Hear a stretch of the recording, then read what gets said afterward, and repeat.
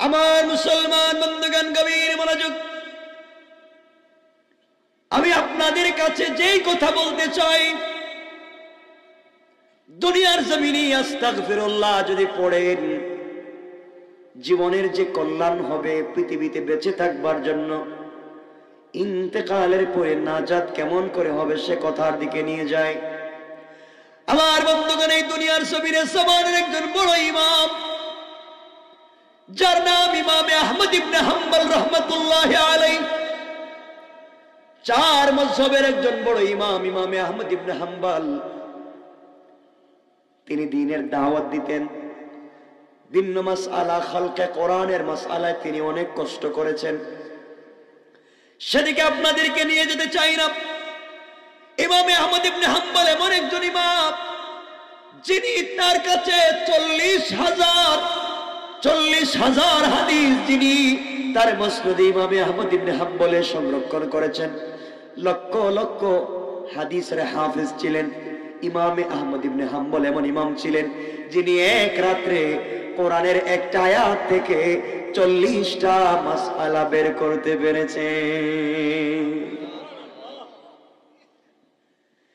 ইমামে আহমদ ইবনে হাম্বল এমন একজন ইমামের নাম, যে ইমাম দুনিয়ার জমিনে বেঁচে থাকাকালীন সময়ে আল্লাহর রাসূলকে 99 বার স্বপ্নে দেখেছেন।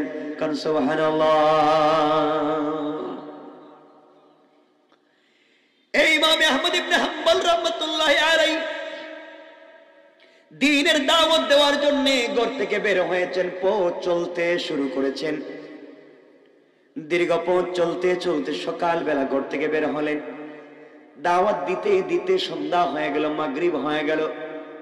চিন্তা করে দেখেন, যে এলাকায় এসছেন ওখান থেকে আবার নিজের বাড়িতে গেলে আগামীকালকে সকাল হয়ে যাবে। ইমামে আহমদ ইবনে হাম্বল চিন্তা করে সিদ্ধান্ত নিলেন, আজকের রাত্রে বাড়িতে যাওয়ার কোনো সিদ্ধান্ত নাই। ঠান্ডা রাত্রে বাড়িতে যেতে পারবো না।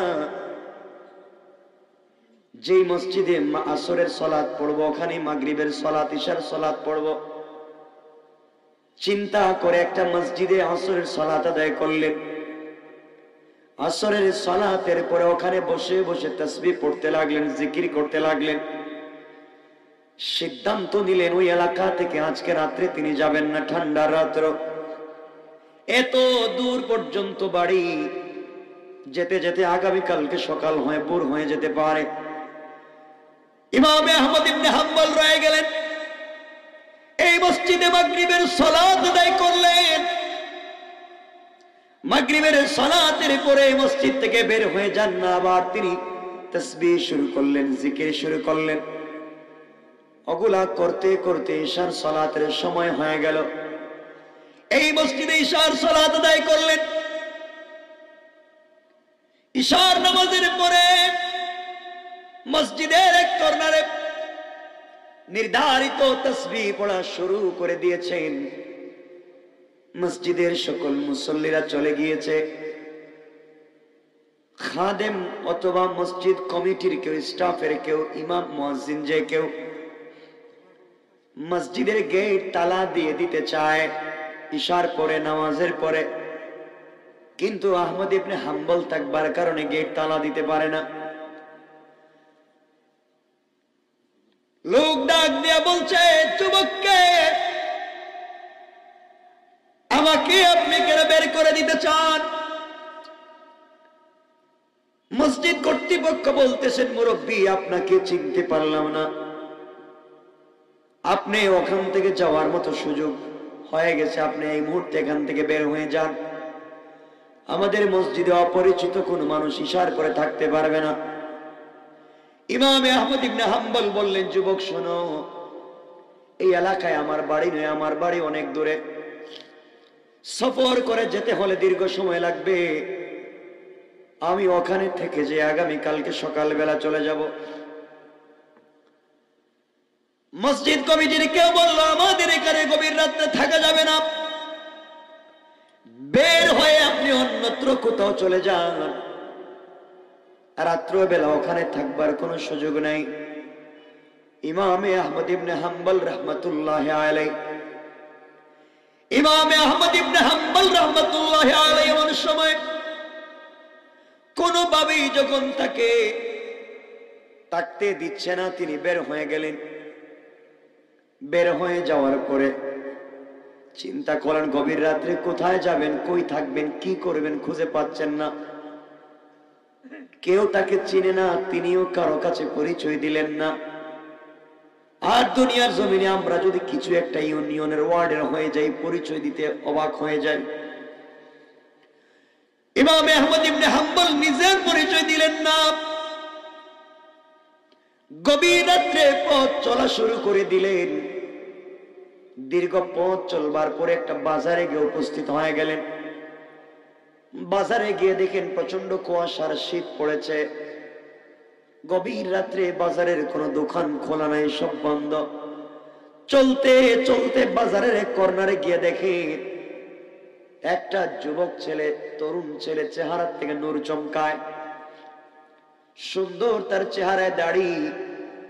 এই যুবকটা গভীর রাত্রে শুধু তার দোকান খোলা, আর কোনো দোকান নাই, এই দোকানে বসে বসে রুটি তৈরি করে বাজারে বিক্রি করে যায়। কদ সুবহানাল্লাহ। সকলে বলতে পারলেন না। যারা আছেন সকলে আওয়াজ করে বলেন, এই জবান দিয়েছেন কে? আমরা নাম নিব কার? আল্লাহর নাম, আল্লাহর জবান দিয়ে নিতে অসুবিধা আছে? আওয়াজ করে বলেন আছে। আমার সঙ্গে নামাজের দুরূদ পড়েন।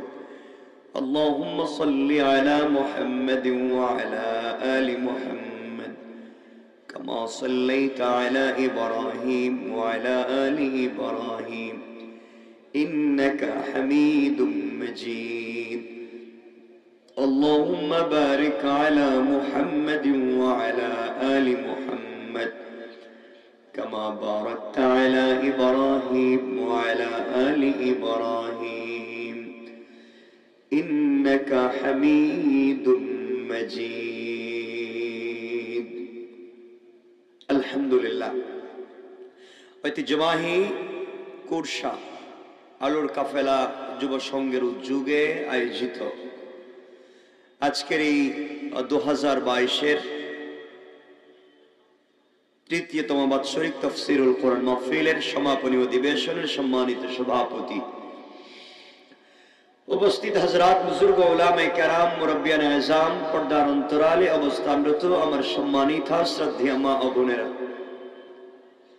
বিশেষ করে আগামী দিনের জাতির দিকপাল, ভবিষ্যৎ জীবনে জাতির কান্ডারি, যুগে যুগে যারা আল্লাহর জমিনে আল্লাহর দ্বীন কায়েমের আন্দোলন করতে গিয়ে বুকের পবিত্র তাজা রক্ত ঢেলে আল্লাহর জমিনে আল্লাহর দ্বীন কায়েম করেছে, ইসলামী আন্দোলন করে ইসলাম নামক বৃক্ষকে আল্লাহর জমিনে প্রতিষ্ঠা করবার সংগ্রাম চালিয়ে যাচ্ছে আমার কলিজার টুকরা, প্রাণের চেয়ে আপন ছাত্র, তরুণ, যুবক বন্ধুগণ, আলোচনার শুরুতেই আমার পক্ষ থেকে সকলকে আন্তরিক মোবারকবাদ, শুভেচ্ছা জানিয়ে আল্লাহ পাক রব্বুল ইজ্জত ওয়াল জালালের শাহী দরবারে শুকরগুজার হচ্ছি যে আল্লাহ আমাদেরকে আজকের এই মোবারক দ্বীনি জলসায় একত্রিত করেছেন। সকলে পড়ছি আলহামদুলিল্লাহ। আর একটু আওয়াজ করে পড়ি আলহামদুলিল্লাহ। আমরা খুব লম্বা কথা শুনবো না আমার বন্ধুগণ। আমি আপনাদের কাছে প্রথমে জানতে চাই, আমরা যারা বসছি সকলে মানুষ কিনা? বলেন। দেখেন, আমি আপনাদেরকে নিয়ে মুযাকারা করব। মুযাকারা, যারা আরবি ব্যাকরণ বুঝেন, মুযাকারা বাবে মুফাআলার সিগা, এর খাসিয়ত মুশারাকাত বা শিরকত। এর অর্থ হচ্ছে আমার সাথে আপনারা কিছু কথা বলবেন, এর মধ্য দিয়ে এই সময়টা পার হয়ে গেলে আল্লাহ চাহে আমাদেরকে কবুল করে দিবেন। সকলে বলেন, আমরা সকলে মানুষ কিনা? বলেন। আপনারা বুঝলেন কেমনে আপনারা যে মানুষ? বলেন। বলতে পারলেন না। আপনাদের কাছে জানতে চাই, আমরা সকলে মুসলমান কিনা? কথা বলছেন না কেন? আপনারা যে মুসলমান, ওইটা কি আপনারা বুঝেন? কথা বলছেন না কেন? কেমনে বুঝেন বলেন না, কথা বলতে পারেন না আপনারা? আপনারা যে মুসলিম কেমনে বুঝেন? আল্লাহ তো বলছেন উলাইকা কাল আনাম, কিছু মানুষ আছে কুকুর, বাল হুম আদাল, বরং তার চাইতে আরো খারাপ। আপনাদের কোয়ালিটি কোন কন্ডিশন তা তো আমার জানা নেই। আপনাদের এডুকেশন, আপনাদের কোয়ালিটি, আপনাদের সিস্টেম কিছুই আমি জানি না। আমি আপনাদের কাছে এই প্রশ্ন দুটো নিয়ে আলোচনা শুরু করব। আমরা নিজেকে মুসলমান দাবি করি, আমরা নিজেকে মানুষ দাবি করি ঠিকই, কিন্তু আমাদের লাইফে, আমাদের চরিত্রে মানুষের কোনো কন্ডিশন নাই। কথা বলেন। একজন লোককে মানুষ হতে গেলে যে কোয়ালিটি, যে গুণের দরকার, এগুলো আমাদের মধ্যে নাই। একটা কুকুরের মধ্যেও 14টা গুণ আছে, যার 2টা গুণ মানুষের কাছে থাকলে সে বুজুর্গ আলেম হয়ে যায়। কুকুরের কাছে সেগুলো আমাদের কাছে নাই। আজকে আপনারা নিজেকে মুসলিম বলছেন, আজকে আপনারা নিজেকে মুসলমান দাবি করে নিজেকে মানুষ বলে এই সমাজকে নষ্ট করেছেন আপনারা, এই সমাজকে দূষিত করেছেন আপনারা। নিজেকে মানুষ বলে, নিজেকে মুসলিম পরিচয় দিয়ে দেখা যাবে হয়তো আপনি নামাজ পড়ছেন, আপনি রোজা রাখছেন, হজ করেছেন, এই পরিচয় আপনি মুসলিম। এগুলার ভিতরে মুসলমানিত্বই শুধু নয়, আপনি মনে করেছেন পাঞ্জাবি, দাড়ি, টুপি, পাগড়ি, পায়জামা, এগুলার মধ্যেই মনে হয় ঈমান আর ইসলাম। না, আল্লাহ বলছেন এটার নাম তাকওয়া নয়, হুয়া লিবাসুত তাকওয়া, এটা তাকওয়া নয়। কারণ আজকালকে অনেক টুপিওয়ালা, অনেক পাঞ্জাবিওয়ালা, অনেক দাড়িওয়ালা, অনেক পাগড়িওয়ালা, অনেক নামাজি এই সমাজের সব থেকে বড় বদমাশ। মনে রাখবেন, শুধু কাপড়ের মধ্যে ইসলাম নয়,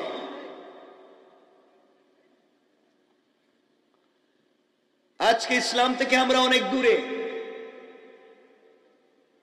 আজকে সমাজের জায়গায় জায়গায় শুধু হিংসা, গীবত, সমালোচনা ছড়িয়ে দেওয়া হচ্ছে, বিতৃষ্ণার ঘৃণা।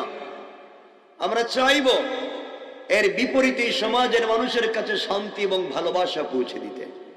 আমরা ফিতনা চাই না, আমরা দলাদলি চাই না, কে কোন টুপি পরলো ওগুলা জানতে চাই না, পাঞ্জাবি পরলো না প্যান্ট পরলো তাও জানতে চাই না, মাথায় টুপি আছে না নাই তাও জানতে চাই না।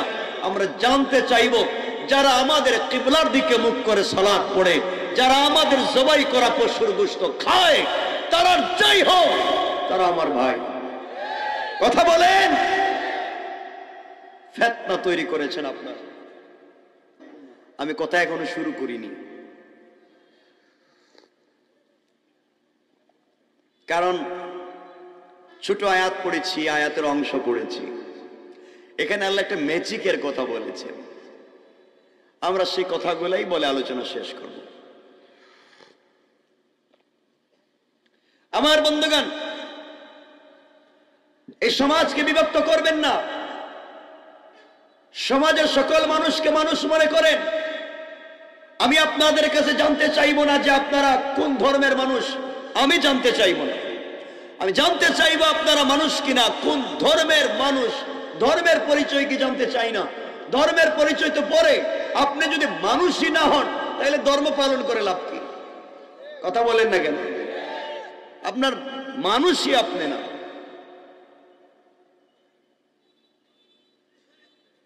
আমি কথা শুরু করলে অনেকে খারাপ পাবেন এবং কষ্ট লাগবে, কিন্তু আপনাদের শুনতে হবে যতক্ষণ বসবেন ইনশাআল্লাহ। আমার বন্ধুগণ, সমাজকে সাম্প্রদায়িক দাঙ্গায় নিয়ে যাবেন না, নিজেকে বড় মনে করবেন না। এই দেশে আপনারাই সংখ্যাগরিষ্ঠ মুসলিম, আপনাদের থাকবার অধিকার আছে। এই দেশে মন্দির, পেগোডা, গির্জা থাকবে না, হিন্দু বৌদ্ধ থাকবে না। এই বক্তব্য যারা দেয় এরা শয়তানি করে, শয়তানি। কথা বলেন, দাঙ্গা লাগায়। মনে রাখবেন যা বলতে চাই, আল্লাহ পাক বলছেন কোরআনকে থিসিস করেন, কোরআনকে অ্যানালাইজ করেন, কোরআনকে গবেষণা করেন। এই বাপ দাদার নসিহত বাদ। কোরআন যা বলছে তাই, সুন্নাহ যা বলছে তাই, এর বিপরীতে কোন তরিকা, কোন লাইন আমরা জানতে চাই না। আমাদের কাছে একমাত্র আল্লাহর তাওহীদ আর রাসূলের রিসালাত ছাড়া বিকল্প কোন রাস্তা নাই। কোন রাস্তার কথা চিন্তাই করা যাবে না। আল্লাহ পাক বলছেন তিনি হলেন রব্বুল আলামিন, গোটা দুনিয়ার রব। আসমান জমিন আরশ কুরসি লৌহ কলম জান্নাত জাহান্নাম জিন্নাত ইনসান ফেরেশতা সকলের রব কে? সবাই বলেন রব কে? আল্লাহ যদি সকলের রব হন তাহলে মুসলমানদের রব কে? হিন্দুদের রব কে? খ্রিস্টানদের? তাহলে আল্লাহ রব হওয়ার ব্যাপারে সকল ধর্মের মানুষ ঐক্যমত যে রব আল্লাহ। রব আমারও, রব হিন্দুদেরও, রব খ্রিস্টানদেরও। কারণ আমাকে যে রব খাওয়ায়, হিন্দুদেরকে একই রব খাওয়ায়। আমাকে যে নদীর মাছ রব খাওয়ায়, একই নদীর মাছ হিন্দুদেরকেও খাওয়ায়। আমাকে যেখান থেকে সবজি কিনে খাওয়ায়, হিন্দুরা ওখান থেকেই কিনে খায়। বুঝা গেল রব সকলের এক, তার নাম আল্লাহ। আমার রব আল্লাহ, হিন্দুদের রব আল্লাহ। এক কথায় গোটা সৃষ্টির রব। তাহলে আল্লাহ রব হওয়ার ব্যাপারে কোনো ফিতনা আছে? আল্লাহ শুধু আপনার? বলেন না, আল্লাহ আপনার না সকলের? যিনি সকলের জন্য হয়, কোনো দেশের না, কোনো ধর্মের না, কোনো ব্যক্তির না, বরং সকল সৃষ্টির জন্য যিনি হয় তিনি সাম্প্রদায়িক না অসাম্প্রদায়িক? বলেন না। আমি বললামই তো আপনাদের এডুকেশন আমার জানা নাই। যিনি সকলের জন্য হয় তিনি সাম্প্রদায়িক হয় না। যিনি সকলের জন্য কাজ করে তাকে বলা হয় অসাম্প্রদায়িক। কি বলা হয়? তাহলে আল্লাহ কোনো সম্প্রদায়ের না, মুসলিম সম্প্রদায়ের আল্লাহ না, হিন্দু সম্প্রদায়ের আল্লাহ না, আল্লাহ সকল সম্প্রদায়ের। তাহলে আল্লাহ সাম্প্রদায়িক না অসাম্প্রদায়িক? অসাম্প্রদায়িক। তাহলে এই দেশে যে সাম্প্রদায়িক দাঙ্গা লাগানো হয় আর মুসলিমদেরকে বলা হয় সাম্প্রদায়িক ফিতনাবাজ। আমি বুঝাতে চাই এই পৃথিবীর একমাত্র অসাম্প্রদায়িক চেতনার আবিষ্কারক স্বয়ং আল্লাহ। ঠিক কিনা? আওয়াজ করে বলে। এখানে আপনারা কথা না বললে আমি ওয়াজ করব না। এক। দুই নম্বর,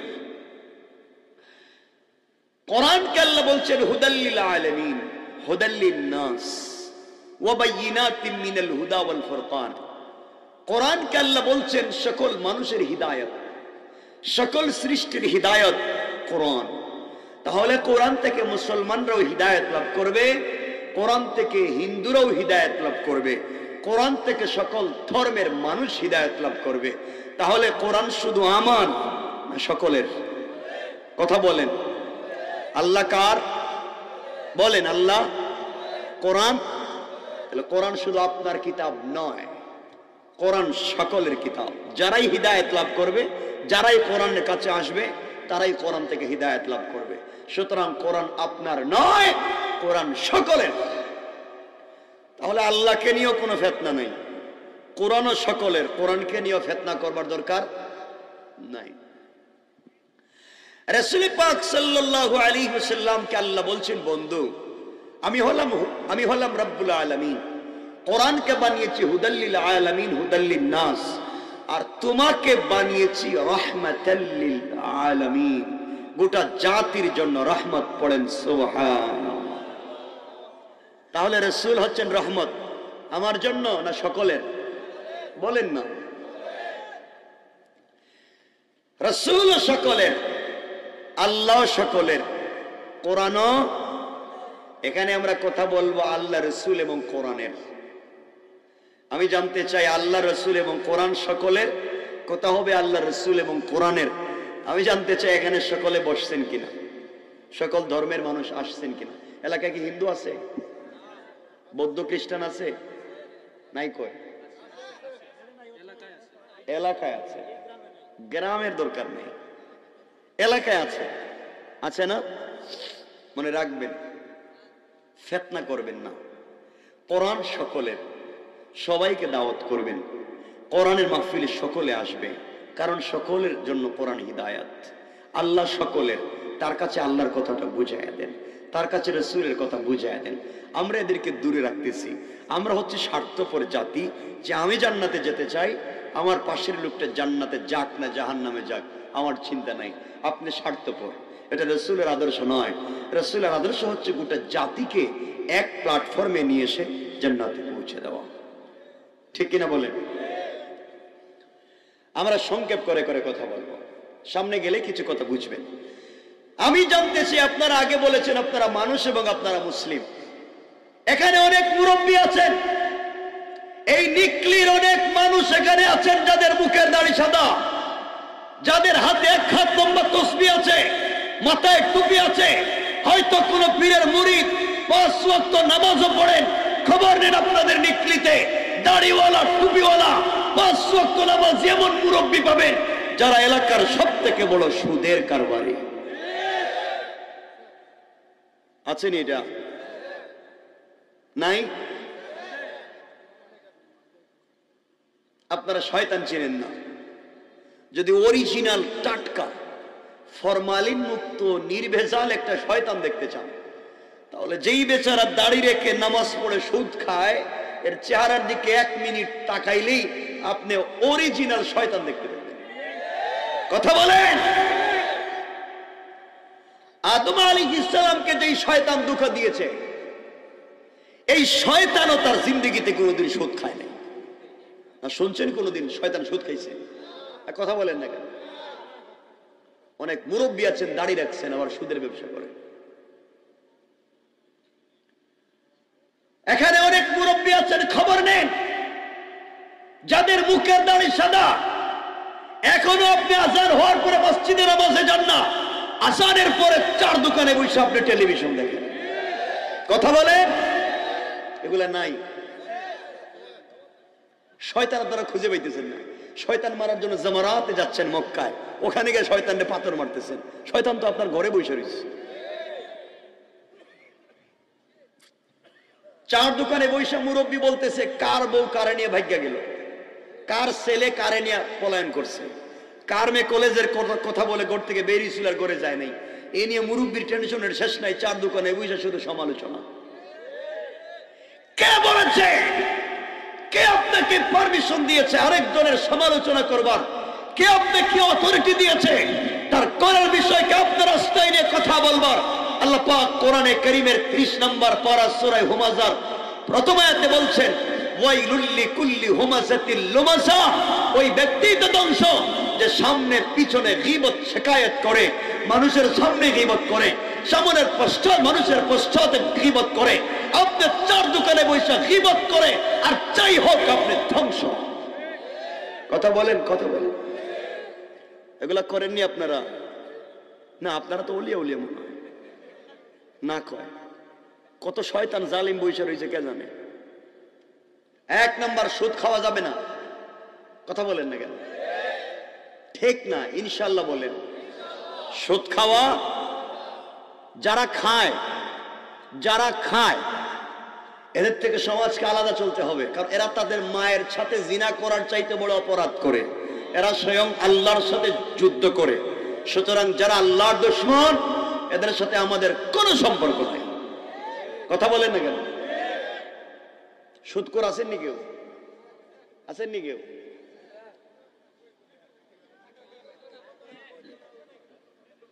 একটা হাদিস আছে বুখারীর, যে ঘোড়া এবং গরুর পায়ে যদি কোনো রোগ হয়, পুকায় ধরে, পুকায়, আর আপনি 2-4 জন সুদখোরের নাম লিখে দিতে পারেন, তাহলে পুকাই কইমা যাইব।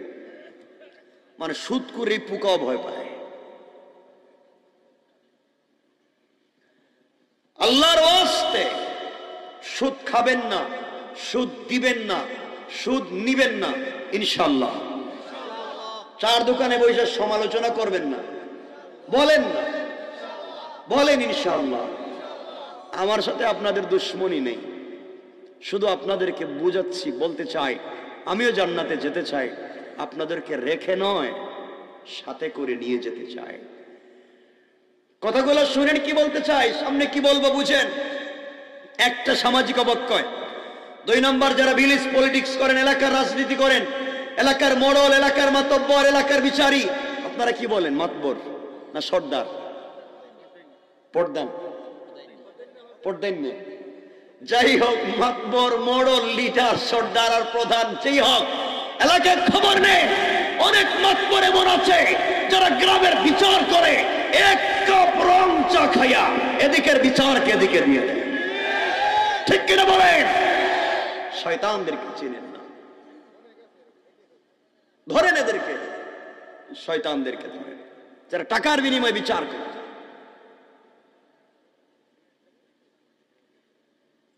এই সমস্ত শয়তানদেরকে বানিয়েছেন এলাকার লিডার, এলাকার মাতব্বর।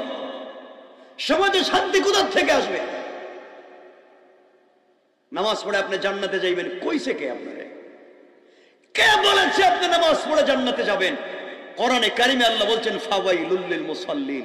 কিয়ামতের দিন বলবেন নে তোর নামাজ, আর ভাগ বাইরে এখান থেকে, কই যাইবেন? আপনার সম্পদ আল্লাহর রাস্তায় দান করে জান্নাতে যাবেন। আল্লাহ বলছেন আল্লাযী জামাআ মালা ওয়া আদ্দাদা, মাল জমা করেছো, মাল সংগ্রহ করেছো, আল্লাহ পিটাবেন। আয়াতের শেষে বলছেন ফি আমাদিম মুমাদ্দাদা, লম্বা শিকল দিয়ে বেঁধে পিটাবেন। কেমনে পিটাবেন? কাল্লা ইন্নাহা লাযা, এমন একটা জাহান্নামে দিবেন, নাযাআতাল লিশাওয়া, যা চামড়া জ্বালিয়ে দিবে, হাড্ডি জ্বালিয়ে দিবে, গোশত জ্বালিয়ে দিবে, রূহ জ্বালাবে না। তাদুমান আদবারা ওয়া তাওয়াল্লা, যার কথায় তুমি সমাজে চলছো, তুমি দেখবে তোমার সামনে দিয়ে চলে যায়। আল্লাহ বলছেন লা ইয়াসআলু হামিমুন হামিমা, তোমার বন্ধু তোমাকে দেখবে কিন্তু তাকায়ও চাইবে না। কথা বলেন না কেন? কিসের দুনিয়া, কিসের দুনিয়া? কষ্ট পাচ্ছেন আমার কথায়? আমার বন্ধুগণ বুঝেন, এলাকায় এমন মোড়ল আছেন, মাতবর আছেন, যে সুরের একটা নাম, ফেন্সিডিল ব্যবসা করছে, ইয়াবা ব্যবসা করছে, ধরা গেছে। মামলার নাম, মামলার ইজহারে নাম উঠছে, লিডারের কাছে এসে বলছে আঙ্কেল আমি তো আপনার দল করি, আপনার কর্মী, আমার নাম তো উঠে গেছে, আপনি একটু কিছু করেন। থ্যাংক ইউ, 5000 টাকা দিয়ে যান। 5000 টাকা নিয়ে মামলার ইজহার থেকে শয়তানের নাম বাদ দিয়ে মসজিদের ইমামের নাম দিয়ে দিস। কথা বলেন না কেন? এগুলা কেন করেন? এগুলা কেন করেন? সমাজকে আপনারা নষ্ট করতে করতে এমন এক জায়গায় নিয়ে গিয়েছেন। কে বলছে নামাজ পড়ে তাহাজ্জুদ পড়ে জান্নাতে যাবেন? কে বলেছে? আজকে খবর নেন, নিকলি, কিশোরগঞ্জ, বৃহত্তর বাংলাদেশের ওর ম্যাক্সিমাম জায়গায় খবর নেন, বাংলাদেশের ম্যাক্সিমাম মসজিদের সভাপতি শত্রু। এটা বলুক, কথা বললাম মনে হয় সে নিকলিতে ভুল বলে ফেলেছি নাকি? আমি বুঝি ইলমে জিহাফ হযরত ওমরের ছিল, ইলমে জিহাফ, ইলমে সালাসা। মানুষের চেহারা দেখে, মানুষের অবস্থান কার্যক্রম দেখে, রাস্তাঘাট, কোয়ালিটি আর সিস্টেম দেখে কথা বলতেন হযরত ওমর। এজন্য আল্লাহর ওয়াস্তে বলছে কোরআনকে থিসিস করেন, কোরআনকে অ্যানালাইজ করেন। আজকে বাংলাদেশে ম্যাক্সিমাম মসজিদের সভাপতি সুদখোর, ক্যাশিয়ার ঘুষখোর, আর সেক্রেটারি দুর্নীতিবাজ, চাঁদাবাজ, শয়তান, বদমাইশ, ফেন্সিডিল ব্যবসায়ী, ইয়াবা ব্যবসায়ী, গরিবের জায়গা দখল করেছে, বিধবার বাড়ি দখল করেছে, ইয়াতিমের টাকা মেরে খেয়েছে। ঠিক কিনা বলে? এগুলা নাই? এই তো শয়তানি। এগুলা থাকলে সমাজে শান্তি কোথায় আসবে? মসজিদের ইমাম মসজিদের মিম্বরে সত্য কথা বলেন না, কারণ জানেন উনি বললে চাকরি থাকবে না। কথা বলেন না কেন? আমার কথা রাগ করবে না, আমি বলি ইমাম সাহেব, যারা ইম্মা একরাম খুতাবায়ে আযম আছেন, আপনার চাকরি করার দরকার নেই। চাকরি করা এটা কোরআন হাদিসের কোথাও লেখা নেই যে আপনি মসজিদের ইমামতি করতে হবে, মাদ্রাসায় পড়াতে হবে। বাদ দেন। আপনাদের কিশোরগঞ্জ নিকলি এলাকার যে বড় বাজার আছে, এই বাজারে যদি 300 দোকান থাকে, 100 দোকানদার যদি আলেম হাফেজ হতেন, আর যাই হোক এরা ওজনে কম দিত না। আপনারা মসজিদের মাদ্রাসা নিয়ে বসে আছেন, ওটার নাম ইসলাম। সমাজ দিয়েছেন চোর ডাকাতদের হাতে। কোরআনকে নিয়ে বসে রয়েছেন মসজিদের মাদ্রাসায়। এজন্য আল্লাহ কোরআন দেয় নাই। কোরআনকে বানিয়েছেন জানাজার জিয়ারত করার বই, কোরআনকে বানিয়েছেন শবে বরাতের শবে কদরে খতম পড়ার বই, কোরআনকে বানিয়েছেন কেউ মরে গেলে তার বাড়িতে 10 জন মিলে 300 টাকা করে পাওয়ার বই, কোরআনকে বানিয়েছেন তাবিজ আর কবজ দেওয়ার বই। কথা বলেন না কেন? এগুলো কোথায় পাইছেন? শয়তানি তাবিজ দেওয়া এটাই পাইছে। সুবহানাল্লাহ আলহামদুলিল্লাহ ফু দিয়ে 500 টাকা এটা পাইছে। শুধু হাদিয়া নেওয়া শূন্য দেওয়া শূন্য থেকে ওয়াজটা পাইছে। রাসূলের আর কিচ্ছু নাই। কোরআন এত বড় কোরআন কি দিয়েছেন আল্লাহ? কি দিয়েছে? একজন মানুষ কথা বলে না। কিয়ামতের দিন কি জবাব দিবেন জাতির কাছে? এখন হইছে রাত্র প্রায় 11টা। খবর নিন আপনাদের নিকলিতে একটা মসজিদের দরজা খোলা পাবেন না। কথা বলেন। আমিও চাইলে আজগবি একটা কিচ্ছা বলতে পারি, মোটামুটি আল্লাহ বলেন। আমরা ইউনিভার্সিটিতে যখন পড়ি বহুত কিচ্ছা আল্লাহ শিখেছে, বহুত কিচ্ছা। এই আজগবি কিচ্ছা বলার জন্য আসিনি, কি বলতে চাই শুধু শোনেন। এই যে মসজিদে যান, গিয়ে দেখবেন সব মসজিদের দরজা তালা দেওয়া। কেন তালা কি আমারে বলতে পারবেন? কেন দিয়েছেন তালা? কোন হ্যাঁ? একজন লোক দাঁড়াইয়া বলেন যে চুরের বয়ে মসজিদের গেইটে তালা দেওয়া, এটা কোরআনে আছে, হাদিসে আছে। আর আপনারা কোরআন হাদিসের এত কিচ্ছু মানেন না। আপনার এই এলাকার জমান মানে বাংলাদেশের মানুষ এখন কোরআন হাদিস ছাড়া কিচ্ছু বিশ্বাস করতে চায় না। আপনারা আমারে বলেন এটা কই আছে যে চুরের বয়ে মসজিদের গেইটে তালা দিতে হবে? এটা কেন বললেন?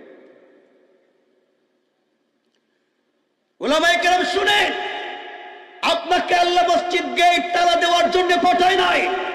মসজিদের গেট ওপেন করে দেন, চুরের চরিত্র সংশোধনের চেষ্টা করেন, মসজিদের গেট খুলে রাখেন। আপনি কথা বলেন লিল হিকমতি ওয়াল মাউইযাতিল হাসানাতি, চুরের সঙ্গে কথা বলেন হিকমতে উত্তম কথা বলার মাধ্যমে। কার চরিত্র? লাকাদ কানা লাকুম ফি রাসূলিল্লাহি উসওয়াতুন হাসানা, রাসূলের চরিত্র দিয়ে চুরের সঙ্গে কথা বলেন, যার চরিত্রে পাগলামি নাই।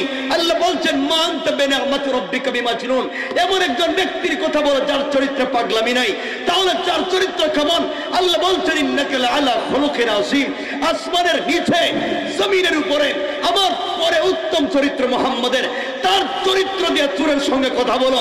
মসজিদের গেটে তালা দেওয়া লাগবে না, চুর সারা রাত্র মসজিদের গেটে দাঁড়াইয়া পাহারাদারি করবে। আপনার কাজ হচ্ছে বাল্লিগু আন্নি ওয়ালাউ আয়া, আপনার কাজ হচ্ছে হিদায়াতের বাণী পৌঁছে দেওয়া। আপনি বলবেন সুরের কাছে গিয়ে লাভ কি? শয়তানি বন্ধ করেন।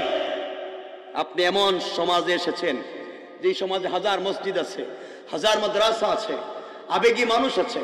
রাসূল পাক যে জামানায় দ্বীনের দাওয়াত দিয়েছেন শুধু ছিল বদমাইশ, শয়তান। মা তার মেয়েকে চিনত না, বাবা তার মেয়েকে চিনত না, ভাই তার বোনকে চিনত না, যে যার সাথে জেনা করত।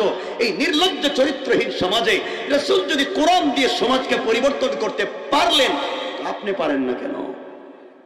কথা বলেন না কেন? সমস্যা কি?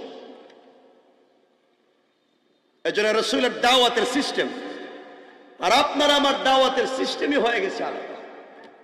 জান বাঁচাও, জীবন বাঁচাও, স্যাক্রিফাইস করো, কম্প্রোমাইজ করো, শয়তানি বন্ধ করো। স্যাক্রিফাইস আর কম্প্রোমাইজ আজ থেকে 1400 বছর আগে হযরতে হুসাইন জানলেন না। যদি জানতেন ইয়াজিদের সাথে স্যাক্রিফাইস করে তিনিও মদিনার মসনদে বসতে পারতেন। তিনি বলেছেন না, যেই মসনদে বিশ্বনবী আমার নানা বসেছেন, যেখানে আমার চাচা আবু বকর ওমর বসেছে, এখানে কোন শয়তান বদমাশ মদপানকারীকে আমরা দেখতে চাই না। আজও যদি সে আদর্শ নিয়ে আমরা বসে থাকতাম, আজও কেউ আমাদের সামনে চেয়ারে বসে থাকতে পারত না। আপনারা তো স্যাক্রিফাইস ছিলেন। কষ্ট পাচ্ছেন মনে হয় আমার কথা? হুজুর আসছে, একটু হাত উঠে দেখেন তো কারা কারা একটু কষ্ট পাইছেন। হ্যাঁ, কষ্ট পেয়েছেন?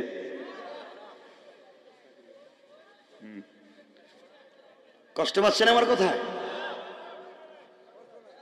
এগুলা সব বাদ, ফিতনা চলবে না।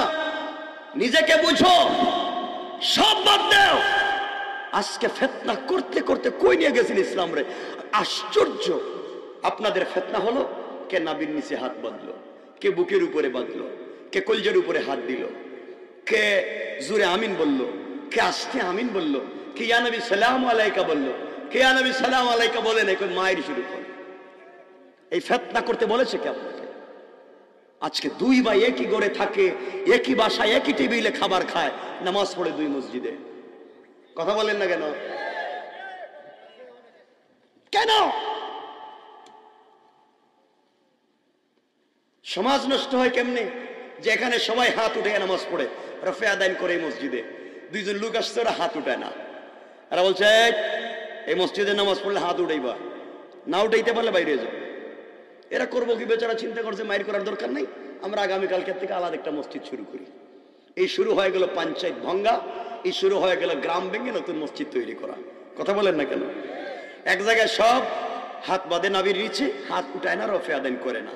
এখানে দুইজন গিয়া খুব সুন্দর করে হাত উঠে আমিন বলে, চলবে না এগুলা, বাইরেও অন্য জায়গায় যাও।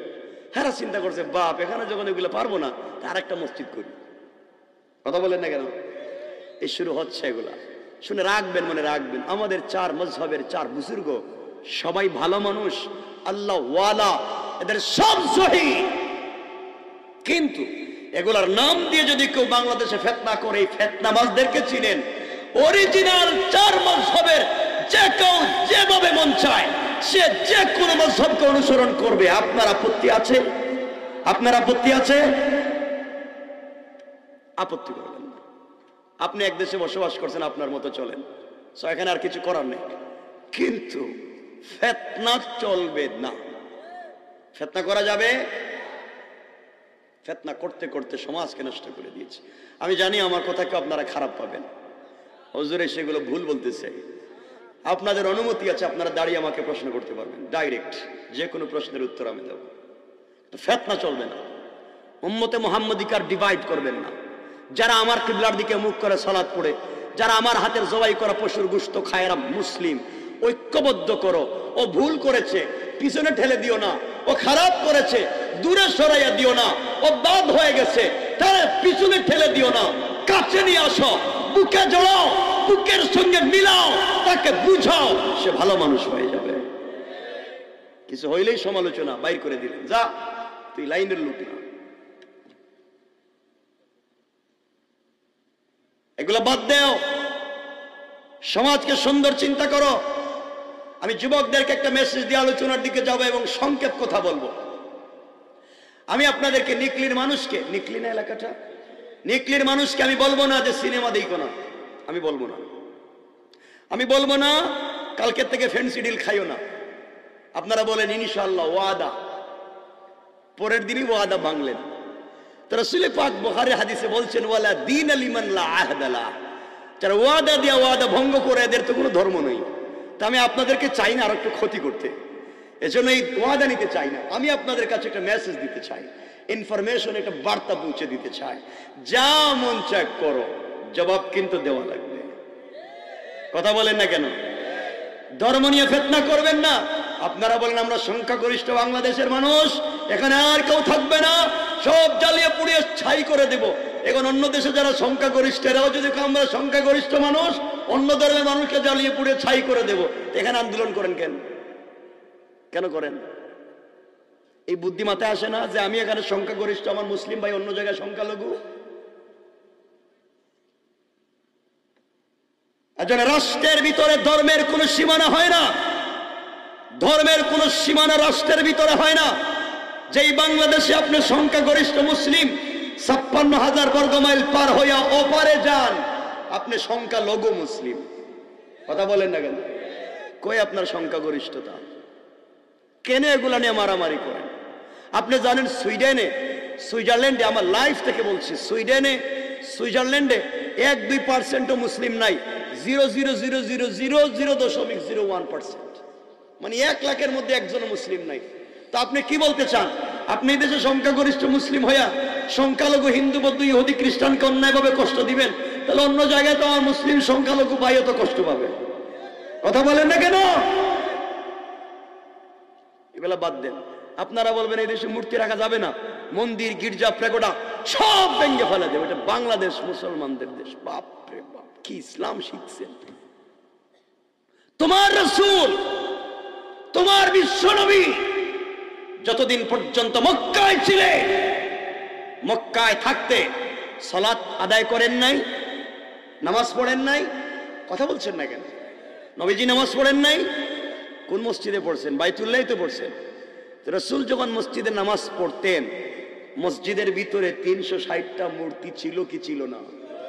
তো তোমার নবী মসজিদে নামাজ পড়ছেন, যেই মসজিদে মূর্তি আছে তিনি তো ভাঙ্গে ফেলায় দেননি। আমার কথা মনে বুঝতে পারতেছেন আপনারা?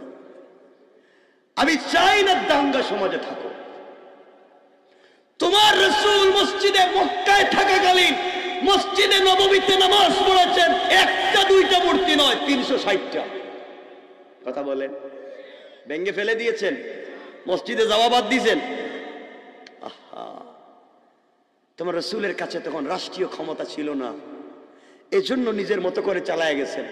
যেদিন মদিনায় গেলেন, রাষ্ট্রীয় ক্ষমতা পাইলেন, আবার হিজরত করে মক্কায় আসলেন, আল্লাহ বললেন জা আল হক ওয়া যাহাকাল বাতিল, তখনই তিনি অ্যাকশনে গেলেন। তখন তার হাতে ছিল রাষ্ট্রীয় ক্ষমতা।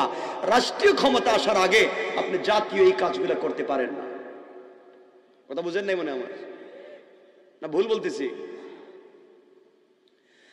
তোমার রাসূল যখন মক্কা থেকে হিজরত করে মদিনায় গেলেন, মক্কায় ছিল মূর্তি পূজক আর মদিনায় ছিল অগ্নি পূজারী। ইহুদিরা তারা নামাজ পড়তো, তারা ইবাদত করত বাইতুল মুকাদ্দাসের দিকে, আর আমাদের ইবাদত হচ্ছে বাইতুল্লাহর দিকে। রাসূল পাক সাল্লাল্লাহু আলাইহি ওয়াসাল্লাম দেখলেন, এখন যদি তিনি বাইতুল্লাহর দিকে ইবাদত করেন, ওরা ধর্মযুদ্ধ লাগাই দিবে যে মুহাম্মদ মদিনা এসেই আমাদের ধর্মের বিরুদ্ধে অ্যাকশন নিয়েছে, ওরা রাখা যাবে না, ওরা এখানে থাকতে দেওয়া যাবে না।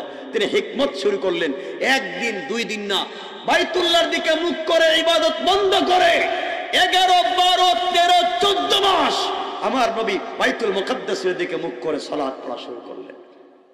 ইহুদিরা দেখলো কি রে, লোকটা আয়েশা দেখি তাদের দিকে মুখ না করে আমাদের দিকে ইবাদত করে, তাহলে লোকটার কাছে যাওয়া দরকার। লোকটার ব্যবহার বড় ভালো, ধর্ম কোনো মারামারি নাই, আমরা যেদিকে হেও এদিকে যাই তো কাছে। মানুষ কাছে আসতে লাগলো, মানুষ কাছে আসতে লাগলো। আল্লাহ রাসূলকে আল্লাহ বলছেন কাছে মানুষ আসতেছে, মনে রাখবেন বেশি ভালোবাসবেন না, কারণ ভালোবাসলে আপনি হিদায়াত দিতে পারবেন না।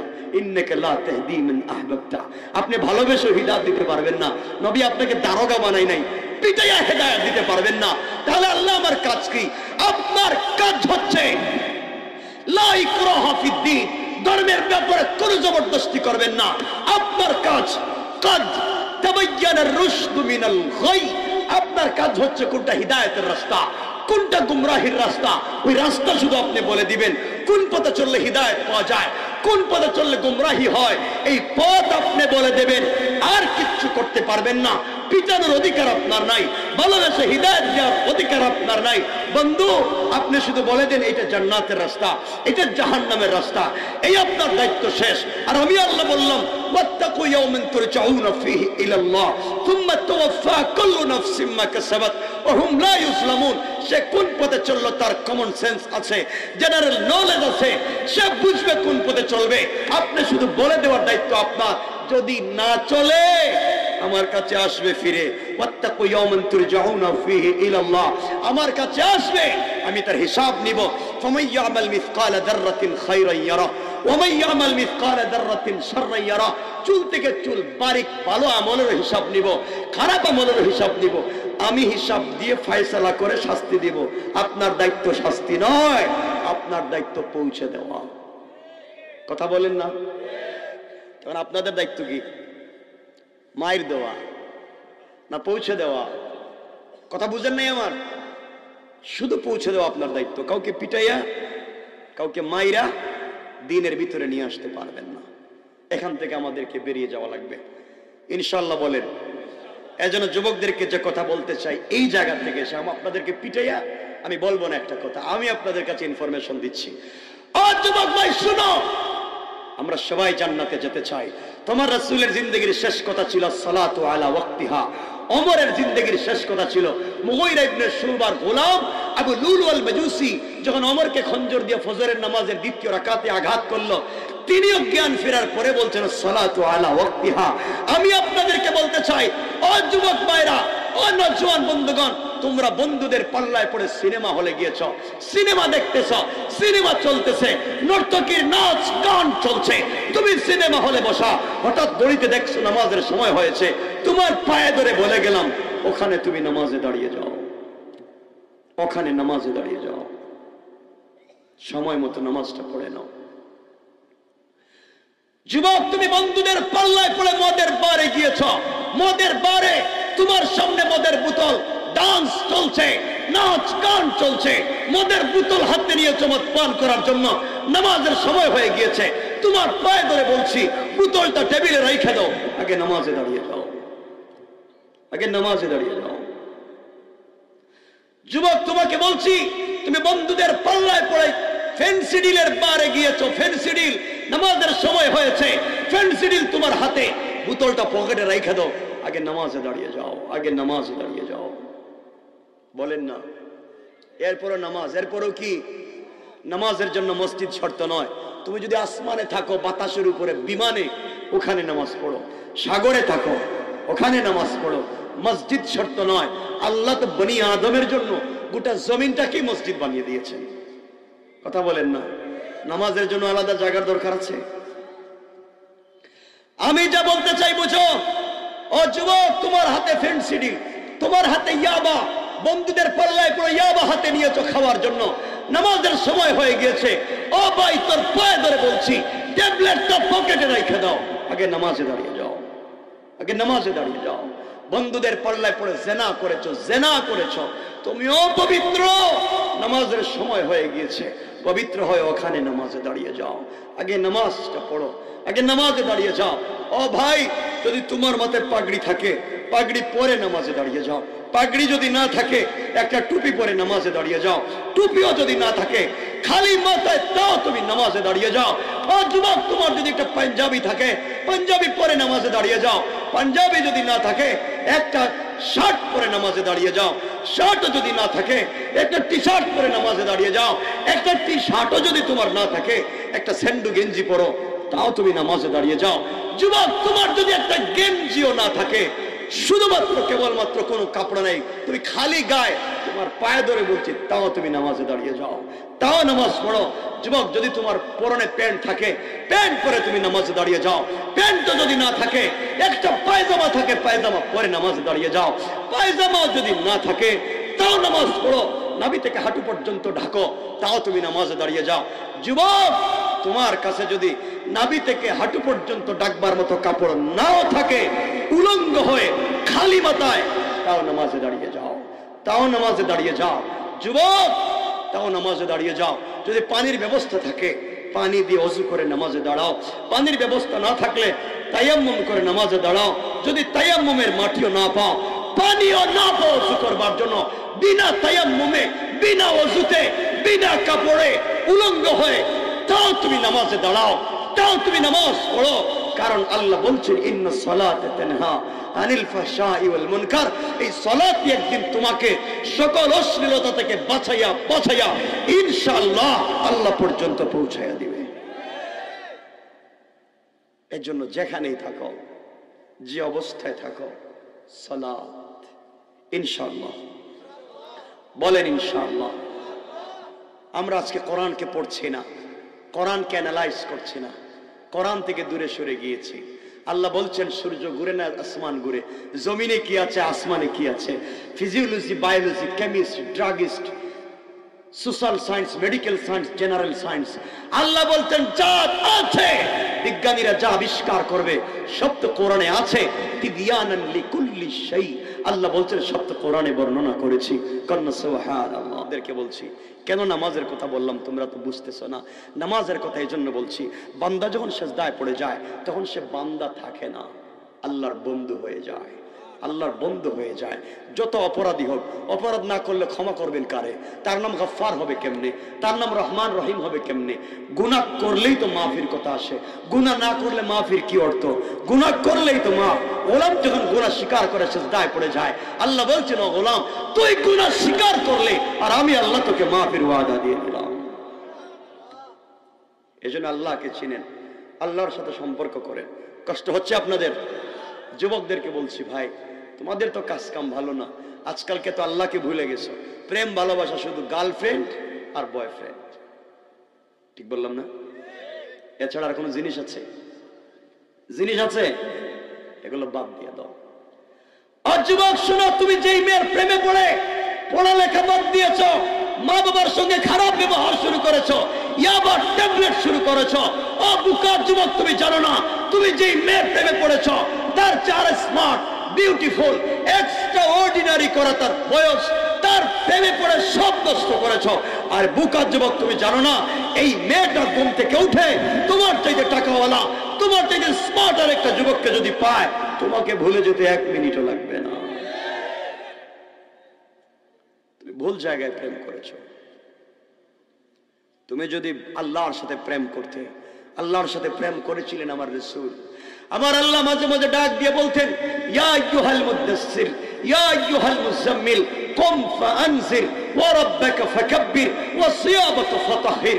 ও চাদরওয়ালা চাদর খোলো, কম্বলওয়ালা কম্বলের নিচ থেকে বের হও। ও নবী, আপনি খাদিজার সঙ্গে কম্বলের নিচে, আমি আল্লাহ, আল্লাহু আরশে ইস্তাওয়া, আমি আরশে আসিমে, তুমি কম্বলের নিচে ভালো লাগে না বন্ধু, কম্বলের নিচ থেকে বের হও, একটা বার আসো না সিজদায়। আমি আল্লাহ বলছি লা তাখুযুহু সিরাতুম ওয়ালা নাওম, আমি আল্লাহ তো তোমার সঙ্গে কথা বলবার জন্য ঘুমাই না, একটা বার ঘুম থেকে উঠো, সিজদায় পড়ে আমি আল্লাহকে ডাক দাও, কথা দিলাম আর সে আজিবে থাকবো না, সাথে সাথে তোমার ঘরের দরজায় হাজির হয়ে যাই। দরজায় রব তো তার নাম। তুমি কেমনে সেই রবকে ভুলে যাও? কেন সেই রবকে ভুলে যাও? যুবক, তুমি গুনাহ করেছো, এই তো জেনা করেছো, এই তো মদ খেয়েছো, এই তো তোমার গুনাহ। ভয় পাওয়ার কারণটা কি? তোমার তো হায়াতে জিন্দেগি আছে, তুমি এখনো জিন্দা, তোমার এখনো অনেক কিছু করবার সুযোগ আছে, তুমি এখনো অলি পর্যন্ত পৌঁছতে পারবে। গোলাম, গভীর রাত্রে একটাবার সিজদায় পড়ে যাস না, একটাবার সিজদায় গিয়ে পড়ো সুবহান রাব্বিয়াল আলা। গোলাম যখন সিজদায় গিয়ে বলে সুবহান, তখন আল্লাহ ফেরেশতাদেরকে বলেন, ও ফেরেশতা, এই যে গোলাম গুনাহ করছে ও কি বলে? আল্লাহ বলছে সুবহান, তুমি পবিত্র, সেও পবিত্র, গুনাহ করে লজ্জিত, নিজেকে ছোট বলেছে, নিজেকে গুনাহগার মনে করেছে, তোমাকে পবিত্র বলেছে। আল্লাহ বলছেন বল, এই নিকলির যুবককে আমাকে দেখেছে? আল্লাহ দেখে নাই, না দেখে বলছে সে অপবিত্র, আপনি পবিত্র। আল্লাহ বলছেন সাব্বাহতানি, অবশ্যই আমি পবিত্র। গোলাম আমাকে না দেখা পবিত্র বলবার কারণে গোলাম সাব্বাহতুকা, তোকে দুনিয়ায় বানালাম পবিত্র আর আখিরাতে দিলাম বিনা হিসাবে জান্নাত। কেন ভয় পাও? গোলাম যখন সিজদায় গিয়ে পড়ে আলা, তখন আল্লাহ ফেরেশতাদেরকে বলেন বল কি বলছে?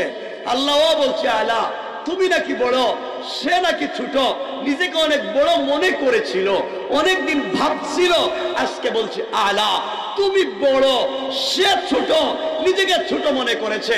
আল্লাহ না দেখে বলছে, আল্লাহ বলছেন আলাইতানি, অবশ্যই আমি বড়। আর গোলাম আজকে আমাকে স্বীকার করবার কারণে গোলাম আলাইতুকা, দুনিয়ায় বানালাম তোকে বড় আর আখিরাতে বড় বানায়া অনেক পয়গম্বরদের আগে দিয়ে দিলাম জান্নাত।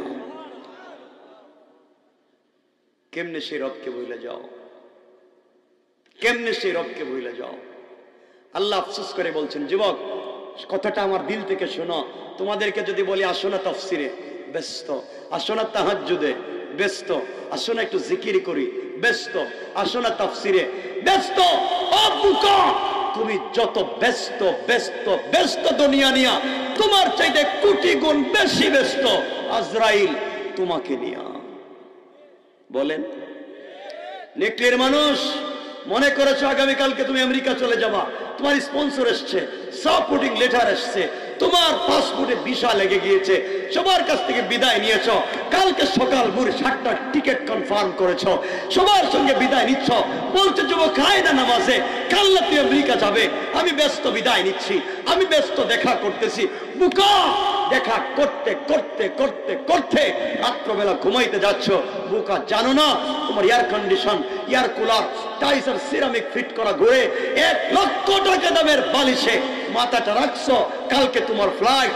বুকা, জানো না তোমার বালিশের নিচে আজরাইল বসা। বলেন আজরাইল আল্লাহকে বলছে, আল্লাহ ও নাকি কালকে আমেরিকা যাবে, তার নাকি সব ঠিক হয়ে গেছে, এরপরে তোমাকে নাম নেই না। আল্লাহ বলে না আমসিক আও আত্রুক, ওরে কি ছাইড়া দিব না ধর্ম? আল্লাহ কয় ঘুমের ভিতরে একটা চাতা দেয়, শেষ। ঘুম থেকে উঠে দেখবেন আর নাই। আছে অনেক লোকে আবার মরে না। অনেকলির মানুষ মনে করেছে তোমার দোকান আছে, কয়েক কোটি টাকার বিজনেস আছে, আগামীকাল তো সকালবেলা বিজনেসের দোকান খুলছ, দোকান খুলে কয়েক কোটি টাকার বিজনেস করেছ, দোকান তোমার, ক্যাশ তোমার, বাক্স খুলে টাকা গুনতে গিয়েছ, তুমি বোকা জানোই না তোমার ক্যাশের বাক্সের ভিতরে হয়তো আজরাইল বসা। টাকা হাতে নিয়েছো গন্তে, আজরাইল বলছে আল্লাহ ওরে গন্তে দিমু না এখানেই প্যারালাইসিস করে দেব, এখানে ব্রেন স্ট্রোক করে দেব, এখানে হার্ট অ্যাটাক করে দিব? আল্লাহ কই দিয়া দে। বহুত লোক দোকানে বসা স্ট্রোক করেছে। কথা বলেন না কেন? আমি জানতে চাই তুমি কিসের ব্যস্ত। অনেকলির মানুষ শোনো, আমাদের জন্মের আগে 80-র দশকের কথা, বাংলাদেশে একজন গায়ক ছিল, গায়কের নাম ছিল ফিরোজ শাহী। নাম জানতে পারেন মুরব্বী যারা আছে। ও একবার গিয়েছিল গাজীপুরে গান করবে। ফিরোজ শাহীর নাম শুনে লক্ষ হাজার হাজার যুবক আর যুবতী হাজির, লাইট অফ করে দেওয়া হয়েছে। ফিরোজ শাহীর উদ্দেশ্য হলো আজকে গাজীপুর গাবো, নিজে গাবো, পাবলিককে গাওয়াবো, আমি নাচবো, সবাইকে নাচাবো, আমি উন্মাদ হব, যুবক যুবতীকে উন্মাদ করব। ফিরোজ শাহী তো স্টেজে উঠছে, করতালির অভাব নাই, নাচ গানের অভাব নাই, মাইক হাতে নিয়ে গানে টান দিয়েছে। বোকা জানে না, গানে টান দিয়ে বলছে 1 মিনিটের নাই ভরসা। জানতো না তার মাইক্রোফোনের নিচে আজরাইল বসা। এই যে ভরসা বলে টান দিছিল, আজরাইল ফালায় দিস। কথা বলেন না কেন? বলেন না কিসের ব্যস্ত তুমি? কিসের ব্যস্ত? ভুলে যাও, সব ভুলে যাও, রবের পথে ফিরে আসো ইনশাআল্লাহ। বলেন ইনশাআল্লাহ। এজন্য আমার মুসলমান বন্ধুগণ গভীর মনোযোগ। আল্লাহ রাব্বুল ইজ্জত ওয়াল জালাল বলেছেন, গোলাম রে, এই দুনিয়ার জমিনে অপরাধ করেছ, অন্যায় করেছ, তোমার অন্যায় তো কম হয় নাই, অন্যায় অনেক করেছো। গোলাম আমি আল্লাহ ঘোষণা করে দিলাম, যত অপরাধ করো না কেন, সকল অপরাধের জন্য আমি রবের দরবারে যদি ক্ষমা চাইতে পারো, আমি আল্লাহ কথা দিলাম গোলাম রে, তোমার চোখ থেকে পানি ঝরতে দেরি হবে, আমি আল্লাহ তোমাকে ক্ষমা করে দিতে দেরি হবে না। এই জন্য আল্লাহ রাব্বুল ইজ্জত ওয়াল জালাল বলছেন, গোলাম এই দুনিয়ার জমিনে নিজেকে যদি আল্লাহর গোলাম দাবি করো, আশিক রাসূল দাবি করো, দুনিয়ার জমিনে যারা আল্লাহর গোলাম, আমার আল্লাহ কোরআনে কারীমের সূরা আল ফুরকানের 63 নম্বর আয়াত থেকে আল্লাহর গোলামের গুণের কথাগুলো বর্ণনা করে করে আল্লাহ বুঝাইয়া দিলেন। আমার আল্লাহ বললেন, ওয়াইবাদুর রহমানিল্লাযীনা ইয়ামশুনা আলাল আরদি হাওনা। আল্লাহ রাব্বুল ইজ্জত ওয়াল জালাল বললেন, গোলাম রে, এই দুনিয়ার জমিনে যারা নিজেকে আমি আল্লাহর গোলাম দাবি করবে, আশিক রাসূল দাবি করবে, আমি আল্লাহর গোলামের 1 নম্বর গুণ হলো, আমার গোলাম যারা দুনিয়ার জমিনে হবে, আমার গোলাম দুনিয়ার জমিনে কোনদিন অহংকার করতে পারে না। এজন্য আল্লাহর গোলামের 1 নম্বর গুণ, অহংকার করা যাবে। বলেন অহংকার করা যাবে? আপনারা করেননি অহংকার, কথা বলছেন না কেন? অহংকার করেননি, অহংকার করা যাবে। আল্লাহর গোলামের 2 নম্বর গুণ আমার আল্লাহ বলছেন, ওয়াইদা খাতাবাহুমুল জাহিলুনা ক্বালু সালামা। আল্লাহ রাব্বুল ইজ্জত ওয়াল জালাল বলছেন, গোলাম রে, এই দুনিয়ার জমিনে যারা আমি আল্লাহর গোলাম দাবি করবে, আশিক রাসূল দাবি করবে, আমি আল্লাহর গোলাম নিজেকে মনে করবে, আমি আল্লাহর গোলামের 2 নম্বর গুণ হলো, আমার গোলামকে কেউ গালি দিলে গালির জবাব দিবে না, আঘাত করলে আঘাতের জবাব দিবে না, মারলে মারির জবাব দিবে না, সমালোচনা করলে গীবত শিকায়ত করলে জবাব দিবে না, বরং আমার গোলাম যারা দাবি করবে, আমার গোলামের 2 নম্বর গুণ হলো আমার গোলামকে কেউ গালি দিলে নিজে তো গালি দিবে না, বরং গালির জবাব না দিয়া ওই ব্যক্তির জন্য শান্তি আর সালামতির দোয়া করে যায়। কোন সুবহানাল্লাহ। এজন্য আল্লাহর গোলামের 1 নম্বর গুণ অহংকার করা যাবে, বলেন না যাবে? আপনারা অহংকার করেননি। দেখবেন অনেক লোকের গাড়ির দাম আছে 2 কোটি টাকা, হ্যারিয়াস, পেট্রোল, নিশান, এক্সটেল, প্রাডো, 2 কোটি টাকার দামি রাস্তায় গাড়ি দৌড়ায়, কিন্তু রাস্তায় যখন জ্যাম পড়ে তখন দেখবেন প্যারালাইসিস, ভিক্ষুকেরা ভাঙ্গা ভিক্ষার থালা নিয়ে বলতেছে, সাপ আমাকে 2টা টাকা দেন। কোটি টাকা দামের গাড়িতে বৈশা গ্লাস খুলে 2টা টাকা দিতে পারলেন না। গোলাম, তোমাকে জানা দরকার ছিল যে আল্লাহ তোমাকে কোটি টাকা দামের প্রাইভেটে বসিয়েছে, এসে আল্লাহ সেই ভিক্ষুকের হাতে ভিক্ষার ভাঙ্গা থালা ধরিয়ে দিয়েছে। আজকে যদি তুমি অহংকার না করে নিজেকে ছোট মনে করতা, আল্লাহ তোমাকে হয়তো আরো বড় করে দিত। আল্লাহ চাইলে তোমাকে প্রাইভেট থেকে বের করে এই ফকিরকে প্রাইভেটে বসাইয়া তোমার আমার হাতে ভিক্ষার ভাঙ্গা থালা ধরাইয়া দিতে 1 মিনিটও দেরি হবে না। পারবেন নি? আল্লাহ অহংকার করবেন না, কোন কাজে অহংকার করবেন না। আপনি বড় আলেম, শেখুল হাদিস, মুফতি, মুহাদ্দিস, খতিব, ইউনিভার্সিটি রেক্টর, কলেজের অধ্যক্ষ, অধ্যাপক, প্রফেসর, আপনি যদি আপনার জ্ঞানের কারণে অহংকার করেন, আপনি যদি আপনার জ্ঞানের কারণে অহংকার করেন, মুআল্লিমুল মালাইকার মতো জ্ঞানীকে আল্লাহ শয়তান বানিয়ে দিয়েছে শুধুমাত্র কেবলমাত্র অহংকার করবার অপরাধে। আপনি যদি অহংকার করেন জ্ঞানের কারণে, আমার আল্লাহ চাইলে আপনাকেও শয়তান বানাইয়া দিতে 1 মিনিটও দেরি হবে না। বলেন ঠিক না? বলেন। অহংকার করা যাবে না, কাউকে গালি দেওয়া যাবে না। প্লিজ আজকে থেকে কাউকে আমরা গালি দিব না ইনশাআল্লাহ। বলেন না ইনশাআল্লাহ। গালি দিবেন নি, কারো দিকে চোখ বড় করে তাকাবেন না। রাসূল কিন্তু আমার আল্লাহ চোখ তুলে তাকাতেও না করেছেন, এভাবে তাকাতে নিষেধ করেছেন, ওভাবে তাকাতে নিষেধ করেছেন। এদিকে একটা লোক আসছে, আপনি এদিকে বসা, আপনি এখানে বসা এভাবে তাকাবেন নিষেধ করেছেন। আল্লাহ বলছেন ডাইরেক্ট ঘুরে কথা বলো, কথা বলো। আল্লাহ বলছেন এভাবে কথা বলো। আমার মুসলমান বন্ধুগণ, আল্লাহর গোলামের 3 নাম্বার গুণ আমার আল্লাহ বলছেন, ওয়াল্লাযীনা ইয়াবিতুনা লিরাব্বিহিম সাজ্জাদাও ওয়া কিয়ামা।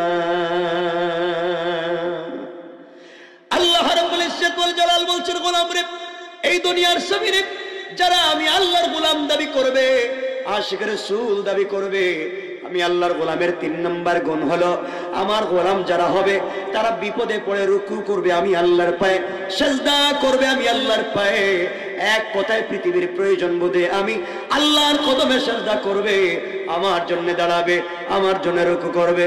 সুতরাং আজকালকে যারা আল্লাহর পা ছাড়া পীরের পায়ে সিজদা করে, মাজারে গিয়ে সিজদা করে, আল্লাহর কসম, আল্লাহর কসম, তারা আল্লাহর গোলাম হতে পারে না। ঠিক কিনা? আওয়াজ করে বলুন। আসেনি এলাকায় এমন কেউ?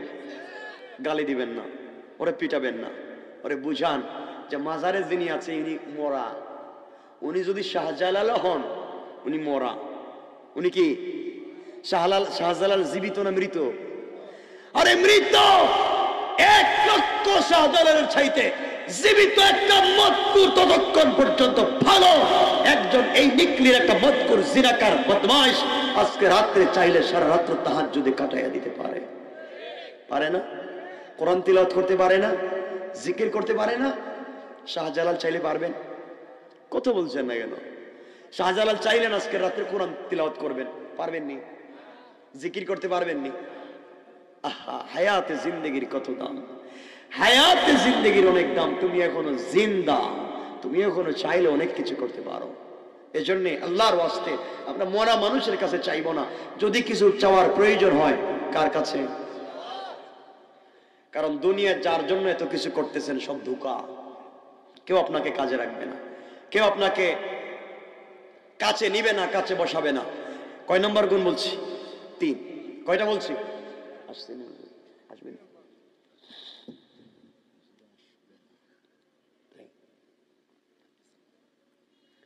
কষ্ট হচ্ছে আপনাদের? আমি লম্বা করতে চাইবো না আপনাদের যদি কষ্ট হয়। 4 নম্বর গুণ আমার আল্লাহ বলছেন, ওয়াল্লাযীনা ইয়াকুলুনা রব্বানা ইসরিফ আন্না আযাব জাহান্নাম ইন্না আযাবাহা কানা গরামা। আমার আল্লাহ বলছেন, গোলাম রে, এই দুনিয়ার জমিনে যারা আল্লাহর গোলাম দাবি করবে, আশিক রাসূল দাবি করবে, আমি আল্লাহর গোলামের 4 নম্বর গুণ হলো সাকারাত শুরু হয়ে যাওয়ার আগে, গারগারা শুরু হয়ে যাওয়ার আগে, কবরে চলে যাওয়ার আগে, মালাকুল মউত পৌঁছে যাওয়ার আগে আমার কোন গোলাম যদি জিন্দেগির গুনার জন্য আমি আল্লাহর দরবারে ক্ষমা চাই, আমি আল্লাহ কথা দিলাম, গোলাম রে তোমার জিন্দেগির গুনাহগুলা কি মাফ করে দিতে আমি আল্লাহর 1 মিনিটও দেরি হবে না। কোন সুবহানাল্লাহ। কে বলছেন? সবাই বলেন আল্লাহ। 1 মিনিটও দেরি হবে না, মাফ চাইলে মাফ করে দিবেন। এজন্য আমরা মাফ চাইব কার কাছে? সবাই বলেন কার কাছে? 1 নম্বর গুণ বলেছি, অহংকার করা যাবে। সবাই বলেন যাবে। 2 নম্বর কাউকে গালি দেওয়া যাবে। 3 নম্বর রুকু সেজদা কার পায়ে? কথা বলেন না, কার পায়ে? 4 নম্বর আমরা তওবা করব মৃত্যুর আগে কার কাছে? যদি না করতে পারি, যদি না করতে পারি। আজকের দিন তো বুঝতেছেন এমনি চলে যাচ্ছে, কিয়ামত কিন্তু এমনি এমনি যাবে না, কিয়ামতের দিন এমনি এমনি যাবে না। আমার মুসলমান বন্ধুগণ মনে রাখবেন, কিয়ামতের দিন কেমন যাবে। আমি শুধু আমার তেলাওয়াতকৃত আলোচ্য আয়াতটা বুঝাইয়া দিতে চাই, দিল দিয়ে কথাগুলো বুঝবার চেষ্টা করেন। কিয়ামতের দিন তোমার আমার জন্য কেমন হবে। আজ যদি জীবন্ত থাকতে আল্লাহকে চিনতে না পারি, আমার আল্লাহ কোরআনে কারীমের 70 নম্বর সূরা সূরাল মাআরিজ, যে মক্কা অবতীর্ণ হয়েছে, যার আয়াত সংখ্যা হচ্ছে 44টা, ওই সূরার 8 নম্বর আয়াত থেকে আল্লাহ বললেন, ইয়াউমা তাকুনুস সামাউ কাল মুহল। আল্লাহ বললেন, গোলাম রে, এই দুনিয়ার হায়াতে জিন্দেগি সম্পর্কে তোমার ধারণা নাই। তুমি ওই দিন বুঝতে পারবে যেই দিন দেখবা আসমান গুলা তামার মতো ফুটা ফুটা হয়ে পড়ে যাচ্ছে। তামা যেইভাবে আগুন লাগলে গলে ফুটা ফুটা হয়ে পড়ে যায়, একদিন দেখবা আসমান গলে ফুটা ফুটা হয়ে পড়ে যাচ্ছে। আসমান যেদিন ফুটা ফুটা হয়ে পড়বে, এরপর আল্লাহ বললেন, ওয়াতাকুনুল জিবালু কালআইহিন, যেই দিন পর্বত সমূহ রঙিন সুতার মতো উড়ে যাবে, তুলার মতো উড়ে যাবে। গোলাম ওই দিন বুঝবে দুনিয়ায় তোমার গুরুত্ব কেমন ছিল। ওই দিন গোলাম তুমি দেখবে, ওয়ালা ইয়াসআলু হামীমুন হামীমা। আল্লাহ রাব্বুল ইজ্জত ওয়াল জালাল বলছেন, গোলাম রে, ওই দিন তুমি দেখবে যেই বন্ধুর পাল্লায় পড়ে বাজারে আরেকজনের দোকান দখল করেছো, যেই বন্ধুর কথা শুনে আরেকজনের জমি 1 হাত পর্যন্ত দখল করেছো, যেই বন্ধুর কথা শুনে আরেকজনের পুকুরের মাছের মধ্যে বিষ দিয়েছো, যেই বন্ধুর কথা শুনে অন্যায় করেছো, নিমুখ হারামি করেছো, হারাম কাজে লিপ্ত হয়েছো, গোলাম রে, কিয়ামতের দিন দেখবে তোমার সামনে দিয়ে তোমার বন্ধু চলে যায়, কলিজার টুকরা আন্তরিক বন্ধু চলে যায়, তোমার সঙ্গে পর্যন্ত কথা বলবে না। আল্লাহ বললেন, গোলাম ওই দিন দেখবে, ইউবাসসারুনহুম ইয়াওয়াদ্দুল মুজরিমু লাউ ইফতাদি মিন আযাবি ইয়াউমিইযিন বিবানি। ওই দিন গোলাম দেখবে তার সম্বন্ধে তার আত্মীয় স্বজন সবাই চলে যায়, জবাব দেওয়ার কোনো সুযোগ নাই, কথা বলবার পর্যন্ত কোনো সুযোগ নাই। ওই দিন আল্লাহ বলবেন, গোলাম কেমনে তুই বাঁচবে, তোকে এই মুহূর্তে কে বাঁচাবে, কেমনে তুই বাঁচবে আমার কাছে বল। গোলাম বলতেছে, আল্লাহ তাআলা, প্রয়োজন বুঝে আজকের দিনে আমার সন্তানদেরকে রশ্মি দিয়া বাঁধো, আর শিকল দিয়ে আমার সন্তানদেরকে বাঁধো, যাদের কারণে আমি বিদেশে ছিলাম 40 বছর, যাদেরকে মানুষ বানাবার জন্য, যাদেরকে পড়াবার জন্য এত কষ্ট আমি করেছি, আয় আল্লাহ তাআলা তাদের জন্য আমার জিন্দেগি নষ্ট হয়েছে। আজকের দিনে তুমি তাদেরকে বাঁধে রাখো। আয় আল্লাহ তাআলা তুমি আমাকে ছেড়ে দাও, আমার সন্তানদেরকে বাঁধো, কারণ ওদের জন্য আজকের জীবনে আমার কষ্ট হচ্ছে। আমার বন্ধুগণ, আল্লাহ বললেন আর কি দিবে? সন্তান দিলে আর কি দিবে? গোলাম এবার জবাব দিচ্ছে আল্লাহকে, ওয়াসাহিবাতিহি ওয়া আখি। আয় আল্লাহ আমার বউরেও তুমি বাঁধো, এর অর্নামেন্টস আর জুয়েলারি দেওয়ার জন্য।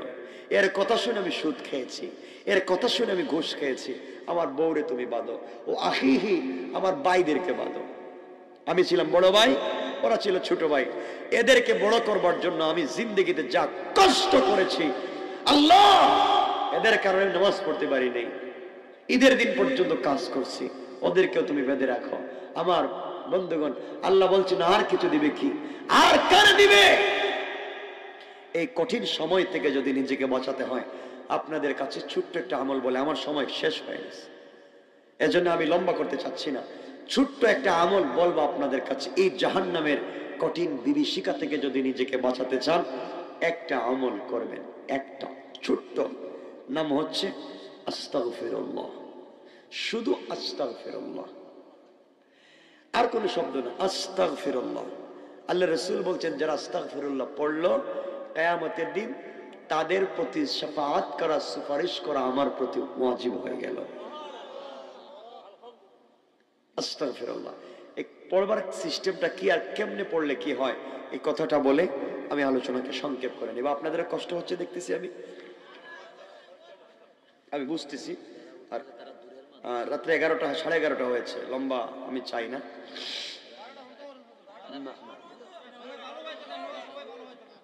আপনাদের তো কষ্ট হচ্ছে, শোনেন না, না কষ্ট হচ্ছে না? কি বলে একটা আমল, আজ শুনেন না, একটা আমল আপনাদের কাছে বলতে চাইছিলাম। এই আমলটা হচ্ছে ছোট্ট একটা আমল। কি আমল? ছোট্ট একটা আমল, তার নাম আস্তাগফিরুল্লাহ। এই আমল যদি করেন, জীবনে আমল করে কি পাইবেন আমি আপনাদেরকে সংক্ষেপ করে বলে দিই। কেউ ছাড়বেন না আমলটা, নিজে আমল করবেন, বাসায় গিয়ে ফ্যামিলিতে যারা আছে তাদেরকে আমলটা শিখিয়ে দিবেন। ইনশাআল্লাহ বলুন, বলেন না ইনশাআল্লাহ? আমি এতক্ষণ পিছনে যত কথা বলছি এগুলো হচ্ছে সামাজিক অবক্ষয়। আমি জানতে চাই যারা বিয়ে করেছেন, এখানে যারা আছেন বিয়ে করেছেন, আপনারা বাসায় গেলে বউরে কি সালাম টালাম দেননি? আপনারা সালাম দেননি? বলেন না, সালাম দেননি? সালাম দেন না কেন? কথা বলছেন না কেন? আমি এই কন্ডিশনে কথা বলি কম, আপনারা যেভাবে বসছেন। সালাম দেননি, কিছু কয় না এরা, বুঝলাম কেন? বাসায় বউরে সালাম দেন না কেন? হ্যাঁ দেন না কেন? কি কয়? লজ্জা, বউরে কিছু লজ্জা সালাম দেন না? হ্যাঁ সালাম দেন না কেন? বুখারী শরীফের হাদিস শামাইলে তিরমিজিতে আমাদের মা আয়েশা সিদ্দিকা বলছেন, ওয়াল্লাহি আল্লাহর কসম, আমার জিন্দেগিতে আমার স্বামী রাসূলের পাককে সালাম দেওয়ার কত চেষ্টা করেছি, কিন্তু নবীজির আগে নবীজিকে সালাম দিতে পারি নাই। সুবহানাল্লাহ আওয়াজ করে বলেন। আপনারা সালাম দেন না কেন বউরে? আজকে কে সালাম দিবেন?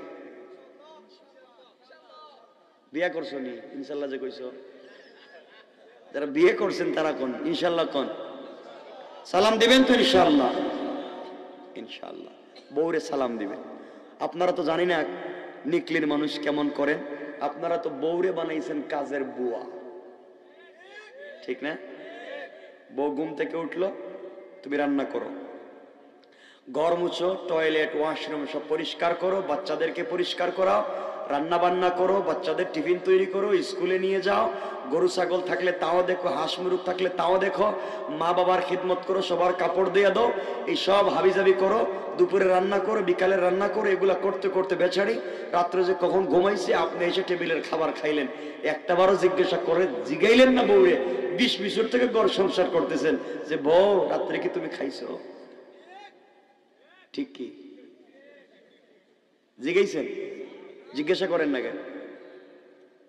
কথা বলেন না কেন? জিজ্ঞাসা করেন না কেন? বউ কি কাজের বুয়া যে সারাদিন কাজ করাইবেন? এগুলো হারাম। বউকে দিয়ে সারাদিন ইচ্ছা মতো কাজ করানো এগুলা কি বলেন? হারাম বলা লাগবে, বলেন হারাম বলেন। বললে তো আর কাজ করাইবেন না, হারাম। এগুলা কি? বউ কাজ করবে কেন? বউ তো হচ্ছে জিনা। আল্লাহ বলছেন জিনা, গড়ের সৌন্দর্য। হুন্না লিবাসুল হুন্না, এরা তো সৌন্দর্য, এটা দিয়ে কাজ করে নষ্ট করতেছো কেন? আপনি করবেন, হ্যাঁ আপনি করবেন, অবশ্যই করবেন। আমার নবীজি গোটা রাষ্ট্র চালাইয়া, সমাজ চালাইয়া, যুদ্ধ বিগ্রহ করবার পরে ঘরে এসেও নিজে বউকে রান্না সহযোগিতা করতেন। ঠিক না? কথা বলেন না কেন? না করেন নাই? আপনি করেন না কেন? ঠিক ইনশাল্লাহ খন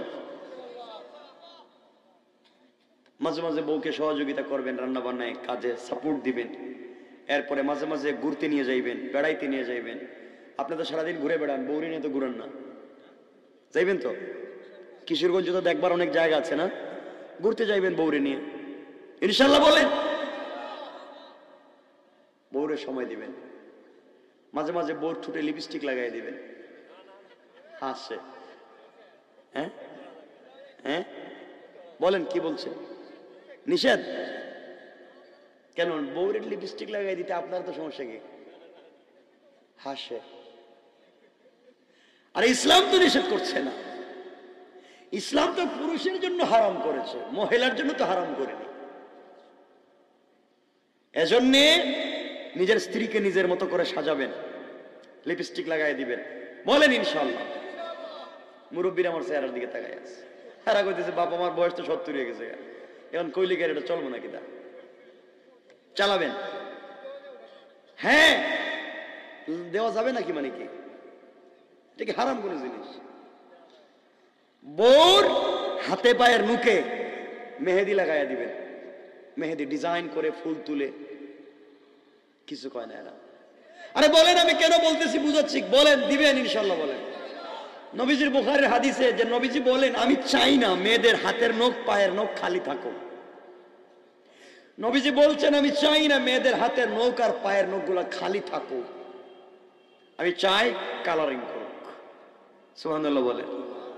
কাঁচা মেহেদি লাগাই দিবেন, মাঝে মাঝে পার্লারিং করে দিবেন। আল্লাহ জানে আমি কি বুঝাইতেছি, এরা কি বুঝতেছে না। মাঝে মাঝে চুল এভাবে চুল সিতি করে, সিতি বুঝেন না বেনি বুঝেন? বেনি। মাঝে মাঝে বোর চুল বেনি করে দিবেন, কিচ্ছু কয় না। ঠিক ইনশাল্লাহ কোন কালে কয় ঠিক, এরা সব ঠিক কয়েই নষ্ট করছে সমাজ। আমি ঠিকের ওয়াজ করি কমে ইনশাল্লাহ। আমার নবীজি আমাদের মা আয়েশাকে বলছেন, আয়েশা চুল তো অনেক লম্বা, কিন্তু চুল তো বাঁধতে পারো, স্বামী হইছেন, আমারে কে চুল বেঁধে দিয়েছেন? নবীজি বলতেন আমার কাছে আসো। নবীজি কাছে নিয়ে হযরতে মা আয়েশা সিদ্দিকার চুলকে বেনি করে দিতেন, সিতি করে দিতেন লম্বা চুলে। সুবহানাল্লাহ পড়েন। তো নবীজি পারছেন, তার লজ্জা হইল না। আপনি কেমন মুসলিম, আপনার লজ্জা হইতেছে? দিবেন। স্ত্রীর চুল যদি পিছনে লম্বা হয়ে যায়, অল্প এতটুকুন কেটে মিলাইতে পারবেন, মিল করতে পারবেন। সামনের চুল কাটা হারাম, মেয়েদের সামনের চুল কাটা হারাম, ব্রু প্লাক করা হারাম, আলগা চুল লাগানো হারাম।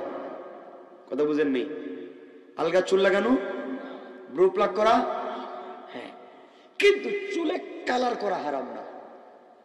আপনার বউরে চুলে কালার করায় দিবেন, আল্লাহ জানে। এরা আরে যুবক, আমি তোমাদের ভাষায় কথা বলতেছি, তোমাদের ভাষায় ইসলামটাকে বুঝাচ্ছি। স্ত্রীর চুলে কালার করে দেওয়া হারাম না, শুধুমাত্র কালো কালার ছাড়া, কালো কালার ছাড়া নীল করেন, লাল করেন, যত কালার ভালো লাগে করেন, করে বাহিরে নিয়ে যাওয়ার কথা বলি নাই, সব কালার করে আপনার সামনে। এখন খুশি হয়ে গেছে সব। খুব ঠিক।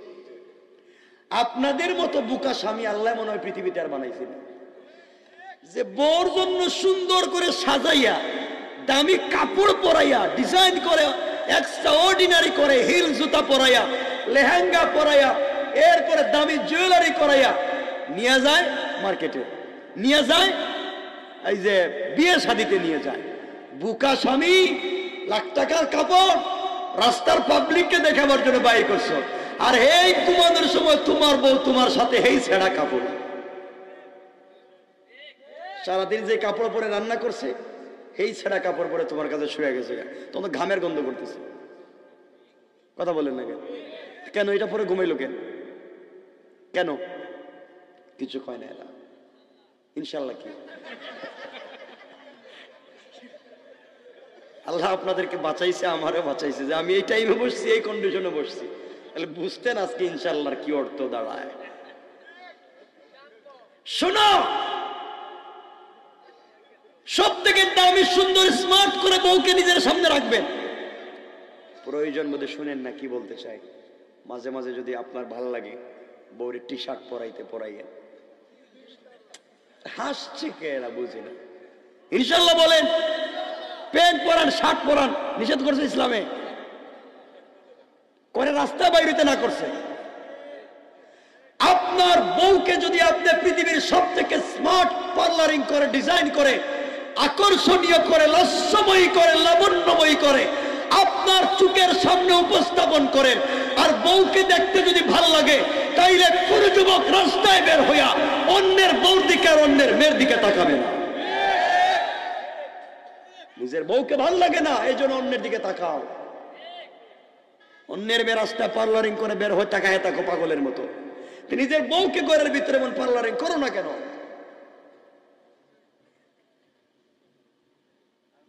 নিজের স্ত্রীকে স্মার্ট করো নিজের জন্য, কাজের বুয়া বানিয়ে রেখে দিছ। বলেন ইনশাআল্লাহ সব ঠিক হবে তো? ইনশাআল্লাহ। আজকে গিয়ে সালাম দিবেন, বলেন। মাঝে মাঝে বউর হাতের রান্না বলবেন, বউ মাশাআল্লাহ তোমার হাতের রান্না খুব স্বাদের, খুব মজা হয়। মাঝে মাঝে বললেন, আপনারা তো এমন কপাল পোড়া স্বামী, জীবনে বউর প্রশংসা করতে পারে না, তার চোখে বউরে ভাল লাগে না, শুধু ভাল লাগে পাশের বাড়ির ভাবিরে। ঠিক কিনা বলেন? এটা ঠিক হইল কেমনে? তো খারাপ কাজ। এটা কই ঠিক? নিজের বউকে নিজের সামনে সুন্দর করে উপস্থাপন করবেন, সমাজের 150% অপরাধ কমে যাবে, অপরাধ কমে যাবে। আল্লাহ কবুল করো, সবাই বলেন আমিন। মাঝে মাঝে বউরে নিয়ে ঘরের ভিতরে জামাতে নামাজ পড়বেন, পড়ছেন নি আপনারা? কি কয় বুঝি না এরা, পড়েন না কেন? বউরে নিয়ে ঘরে নামাজ পড়েন না কেন জামাতে? আপনি হবেন ইমাম, বউরে বানাবেন মুক্তাদি, দুজনে নামাজ পড়বেন। তো ইমামতির দায়িত্ব আপনি পালন করেছেন, আর নামাজের পরে দোয়ার দায়িত্ব বউরে দিয়ে দিবেন। বউ তুমি দোয়া করো, আমি আমিন বলবো। এখন যদি আপনার সাথে বউর কোনো দুশ্মনী থাকেও, তাহলে তো দোয়ায় হাত উঠে বলবেন, আল্লাহ আমার স্বামীর কপালে ঠাডা বালা। এ কথা কি বলবে? বলবে না তো। আপনার সামনেই তো আপনার বউ আপনার জন্য প্রশংসা করে আল্লাহর কাছে দোয়া করবে, আর আল্লাহ তো চায় স্বামী তার স্ত্রীকে ভালো বলুক, স্ত্রী তার স্বামীকে ভালো বলুক। কিয়ামতের দিনে আল্লাহ স্ত্রীদেরকে ডেকে বলবেন, বল তোর স্বামীরা ভালো ছিল কিনা, যদি বলে ভালো, ওকে নাজাত। স্বামীদেরকে বলবেন, বল স্ত্রীরা ভালো ছিল কিনা, স্বামী যদি বলে ভালো, নাজাত। হিসাব নিবেন না, হিসাব নিবেন না। সুবহানাল্লাহ বলেন। পারবেন তো ইনশাআল্লাহ? সবাই বলেন ইনশাআল্লাহ, বলেন ইনশাআল্লাহ। কষ্ট হচ্ছে মনে আপনাদের? যারা শোনো, যারা বিয়ে করেছেন আল্লাহর ওয়াস্তে, বউর মোহরের টাকা দিছেননি, কি বলতে চাই বুঝেন? বউর মোহরের টাকা দিছেননি,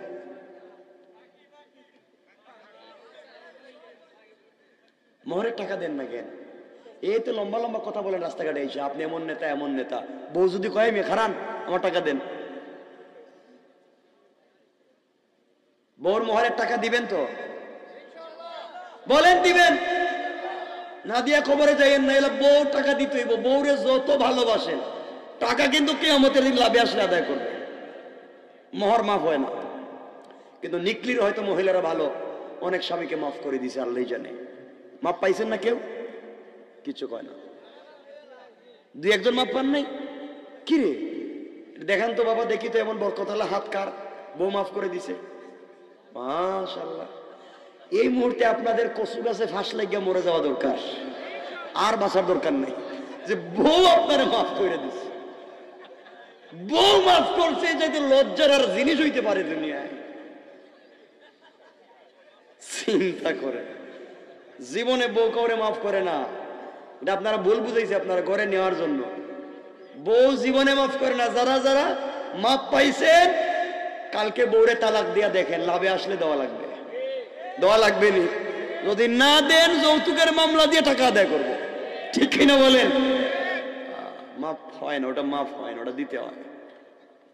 এজন্য লেখাই থাকে বিবাহের কাগজে, নগদ দেন বাকিতে দেন। লেখা নাই মাফ, লেখা আছে কাগজে, লেখা দুইটাই, হয়তো মুআজ্জাল নাইলে মুআজ্জাল। ছুড়েলে না, মাফ হয় না। মাপ নাই কিন্তু ভাই, টাকাটা দিয়ে স্টাম্প সিগনেচার করে লইয়া লিও, কিয়ামতের দিন দেখাইতে পারল আর এই যে আমি টাকা দিয়েছি, তাহলে বিপদে আছে। আল্লাহ মাফ করুক। সবাই বলেন আমিন, আওয়াজ করে পড়েন আমিন। আমার মুসলমান বন্ধুগণ, গভীর মনোযোগ। আমি আপনাদের কাছে যেই কথা বলতে চাই, দুনিয়ার জমিনে আস্তাগফিরুল্লাহ যদি পড়েন, জীবনের যে কল্যাণ হবে পৃথিবীতে বেঁচে থাকবার জন্য, ইন্তেকালের পরে নাজাত কেমন করে হবে সে কথার দিকে নিয়ে যায়। আমার বন্ধুগণ, এই দুনিয়ার জমিনে জামানের একজন বড় ইমাম, যার নাম ইমামে আহমদ ইবনে হাম্বল রাহমাতুল্লাহি আলাইহি, চার মাযহাবের একজন বড় ইমাম ইমামে আহমদ ইবনে হাম্বল। তিনি দ্বীনের দাওয়াত দিতেন, ভিন্ন মাসআলা, খালকে কোরআনের মাসআলায় তিনি অনেক কষ্ট করেছেন।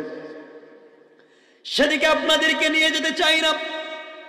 ইমামে আহমদ ইবনে হাম্বল এমন একজন ইমাম, যিনি তার কাছে 40,000 হাদিস যিনি তার মুসনাদে ইমামে আহমদ ইবনে হাম্বলে সংরক্ষণ করেছেন।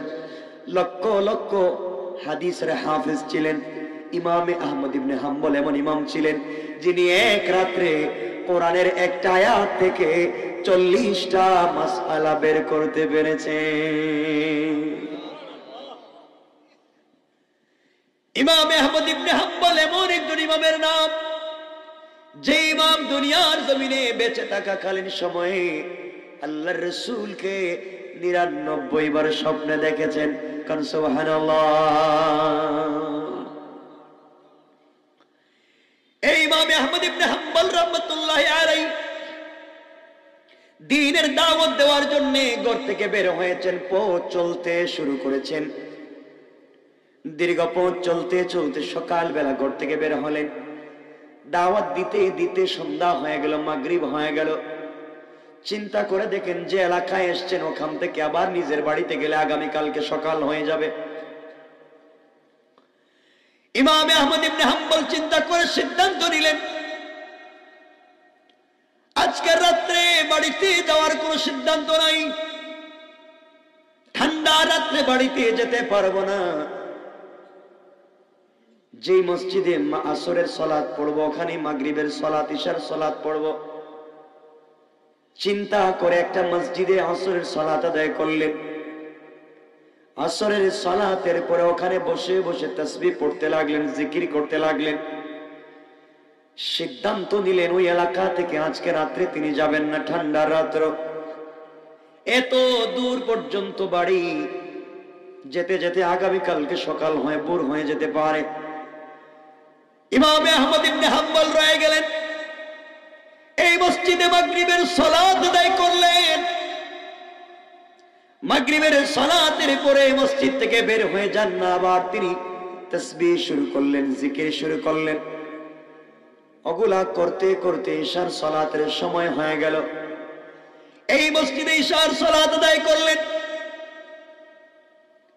ঈশার নামাজের পরে মসজিদের এক কর্নারে নির্ধারিত তাসবিহ পড়া শুরু করে দিয়েছেন। মসজিদের সকল মুসল্লিরা চলে গিয়েছে। খাদেম অথবা মসজিদ কমিটির কেউ, স্টাফের কেউ, ইমাম মুয়াজ্জিন যে কেউ মসজিদের গেট তালা দিয়ে দিতে চায় ঈশার পরে, নামাজের পরে, কিন্তু আহমদ ইবনে হাম্বল থাকবার কারণে গেট তালা দিতে পারে না। লোক ডাক দিয়ে বলছে, যুবককে আমাকে আপনি কেন বের করে দিতে চান? মসজিদ কর্তৃপক্ষ বলতেছেন, মুরব্বী আপনাকে চিনতে পারলাম না, আপনি ওখান থেকে যাওয়ার মতো সুযোগ হয়ে গেছে, আপনি এই মুহূর্তে এখান থেকে বের হয়ে যান। আমাদের মসজিদে অপরিচিত কোন মানুষ ঈশার পরে থাকতে পারবে না। ইমাম আহমদ ইবনে হাম্বল বললেন, যুবক শোনো, এই এলাকায় আমার বাড়ি নয়, আমার বাড়ি অনেক দূরে, সফর করে যেতে হলে দীর্ঘ সময় লাগবে। আমি ওখানে থেকে যে আগামী কালকে সকালবেলা চলে যাব। মসজিদ কমিটির কেউ বলল, আমাদের এখানে গভীর রাত্রে থাকা যাবে না, বের হয়ে আপনি অন্যত্র কোথাও চলে যান, রাত্রবেলা ওখানে থাকবার কোনো সুযোগ নাই।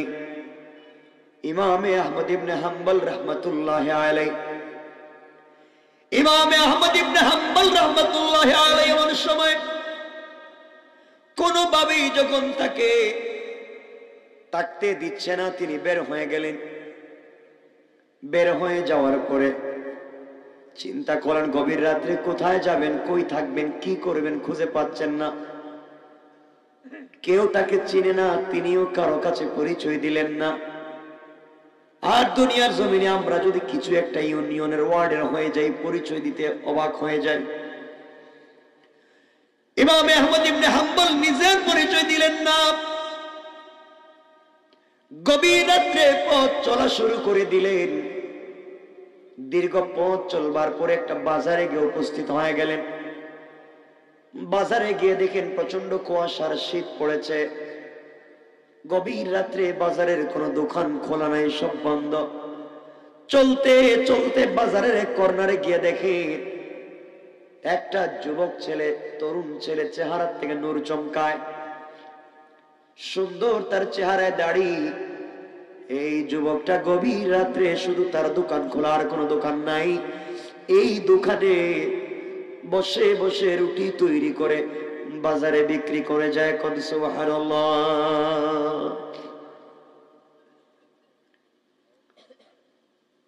ইমাম আহমদ ইবনে হাম্বল যুবকের সামনে গিয়ে ডাক দিয়ে বললেন, বাবা,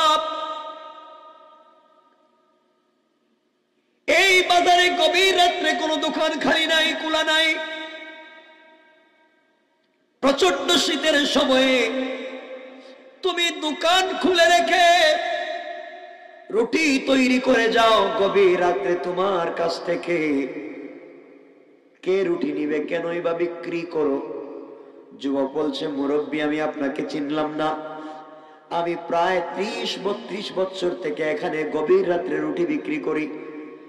সন্ধ্যার পরে আমি দোকান খুলি, ফজরের নামাজের পরে বন্ধ করে চলে যাই। ইমাম আহমদ ইবনে হাম্বল বললেন, যুবক, আমার বাড়ি এলাকায় না, অনেক দূরে আমার বাড়ি, পথ চলতে গেলে সকাল হয়ে যাবে, যেতে পারি না। একটা মসজিদে রাত্রবেলা থাকতে গেলাম, ওরা আমাকে থাকতে দিল না, বের করে দিয়েছে। রাত্রবেলা কোথায় যাব, থাকবার কোনো জায়গা পাচ্ছি না।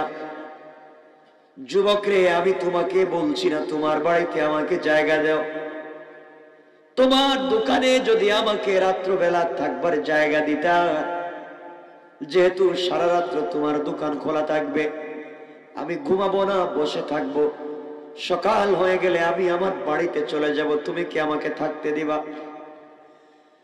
যুবক ডাক দিয়া বলছে, পথিক মুসাফির, গভীর রজনীতে আপনি আমার দোকানে এসেছেন, কেউ আপনাকে থাকবার জায়গা দিল না, আমি আপনাকে বের করে দিতে পারি না, আপনি আমার দোকানে রাত্রটা কাটাইয়া দেন, সকাল বেলা ফজরের সময় তো আমি দোকান বন্ধ করে দিব, আপনাকে চলে যেতে হবে। ইমাম আহমদ ইবনে হাম্বল বলেন, ওই সময় চলে গেলে আপত্তি নাই। ইমাম আহমদ ইবনে হাম্বল রাহমাতুল্লাহি আলাইহি দোকানের ভিতরে প্রবেশ করলেন, বসে পড়লেন। হঠাৎ করে আশ্চর্য কারবার তার নজরে পড়ল। তিনি তাকাইয়া দেখেন যুবক লোকটা রুটি বিক্রি করে। রুটি তৈরি করার জন্য খামির যখন বানায় তখন পড়ে আস্তাগফিরুল্লাহ, খামির তৈরি হয়ে গেলে পড়ে আস্তাগফিরুল্লাহ। তৈরি করে যখন চুলার মধ্যে রুটি বানাতে দেয় পড়ে আস্তাগফিরুল্লাহ। রুটি তৈরি হয়ে গেলে পড়ে আস্তাগফিরুল্লাহ। রুটি তৈরি করে যখন নির্ধারিত পাত্রে রাখে তখন পড়ে আস্তাগফিরুল্লাহ। কাস্টমার আসলে যখন বিক্রি করে তখন পড়ে আস্তাগফিরুল্লাহ। টাকা হাতে নিয়ে ক্যাশের মধ্যে রাখে আর পড়ে আস্তাগফিরুল্লাহ। ইমাম আহমদ ইবনে হাম্বল আশ্চর্য হয়ে গেলেন, এই লোকটা শুধু আস্তাগফিরুল্লাহ পড়ে কেন? কি এমন হয়েছে আস্তাগফিরুল্লাহ বারবার পড়তে হবে, এমন কি হয়েছে? তিনি বললেন, বাবারে, শুধু আস্তাগফিরুল্লাহ পড়ো, তোমার জবানে আর কোনো কথা নাই। যুবক বলছে, মুরব্বী, আপনাকে আমি চিনতে পারলাম না, কিন্তু আস্তাগফিরুল্লাহ আমি কেন পড়ি? 32 বছর থেকে এখানে দোকানদারি করি, আস্তাগফিরুল্লাহ পড়ে আমি যা পেয়েছি আমার মনে হয় পৃথিবীর কোন মানুষ তা পায় না। তিনি বললেন, তুমি কি পেয়েছো যুবক? যুবক ডেকে ডেকে বলছে, মুরব্বী, এই আস্তাগফিরুল্লাহ পড়বার কারণে আমি আমার ঘরে আমি যে রাত্রবেলা রুটি তৈরি করি, এই রুটি তৈরি করার টাকা দিয়ে আমার পরিবারের 57 জন লোককে আমি খাওয়াই, আমি তাদের খাবারের ব্যবস্থা করি, এরপরে মসজিদ এতিমখানায় দান করি, গরিবকে সহযোগিতা করি। এত কিছু দেওয়ার পরে সামান্য রুটি তৈরি করে বিক্রি করি, এরপরও মাস শেষে দেখা যায় আমার পকেটের টাকা কমে না। সুবহানাল্লাহ পড়ে। মুরব্বী, এটা 1 নম্বর বরকত। এই আস্তাগফিরুল্লাহ পড়বার কারণে আমার এই বয়সে আমার বডিতে কোনো রোগ বালাই হয় নাই। যখনই সুযোগ পাই আস্তাগফিরুল্লাহ পড়ে আমার কোনো অসুস্থতা নাই। মুরব্বী, আপনি জানেন না, এই আস্তাগফিরুল্লাহ পড়বার কারণে এই বয়সে আমি বিশ্ব নবীকে 17 বার স্বপ্নে দেখেছি।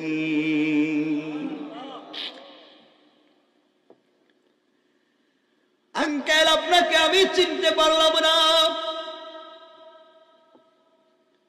গভীর রাত্রে কারা যেন আমার কাছ থেকে রুটি কিনে যায়, আমি কেন আস্তাগফিরুল্লাহ পড়ি শোনেন।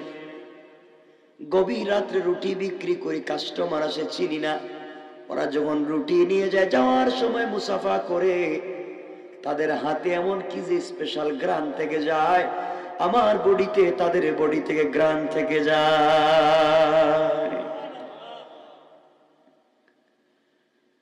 এই আস্তাগফিরুল্লাহ পড়বার কারণে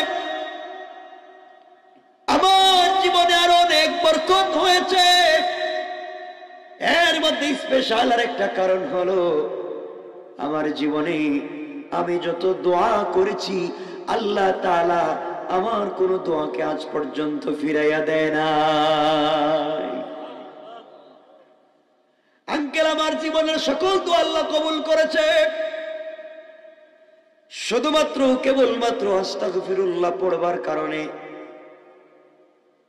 জানেন না আপনি, আস্তাগফিরুল্লাহ এই জন্য পড়ি, আমি যখন রুটি খামির থেকে তৈরি করি তখন সব খামির রুটি কিন্তু একভাবে এক লেভেলের হয় না।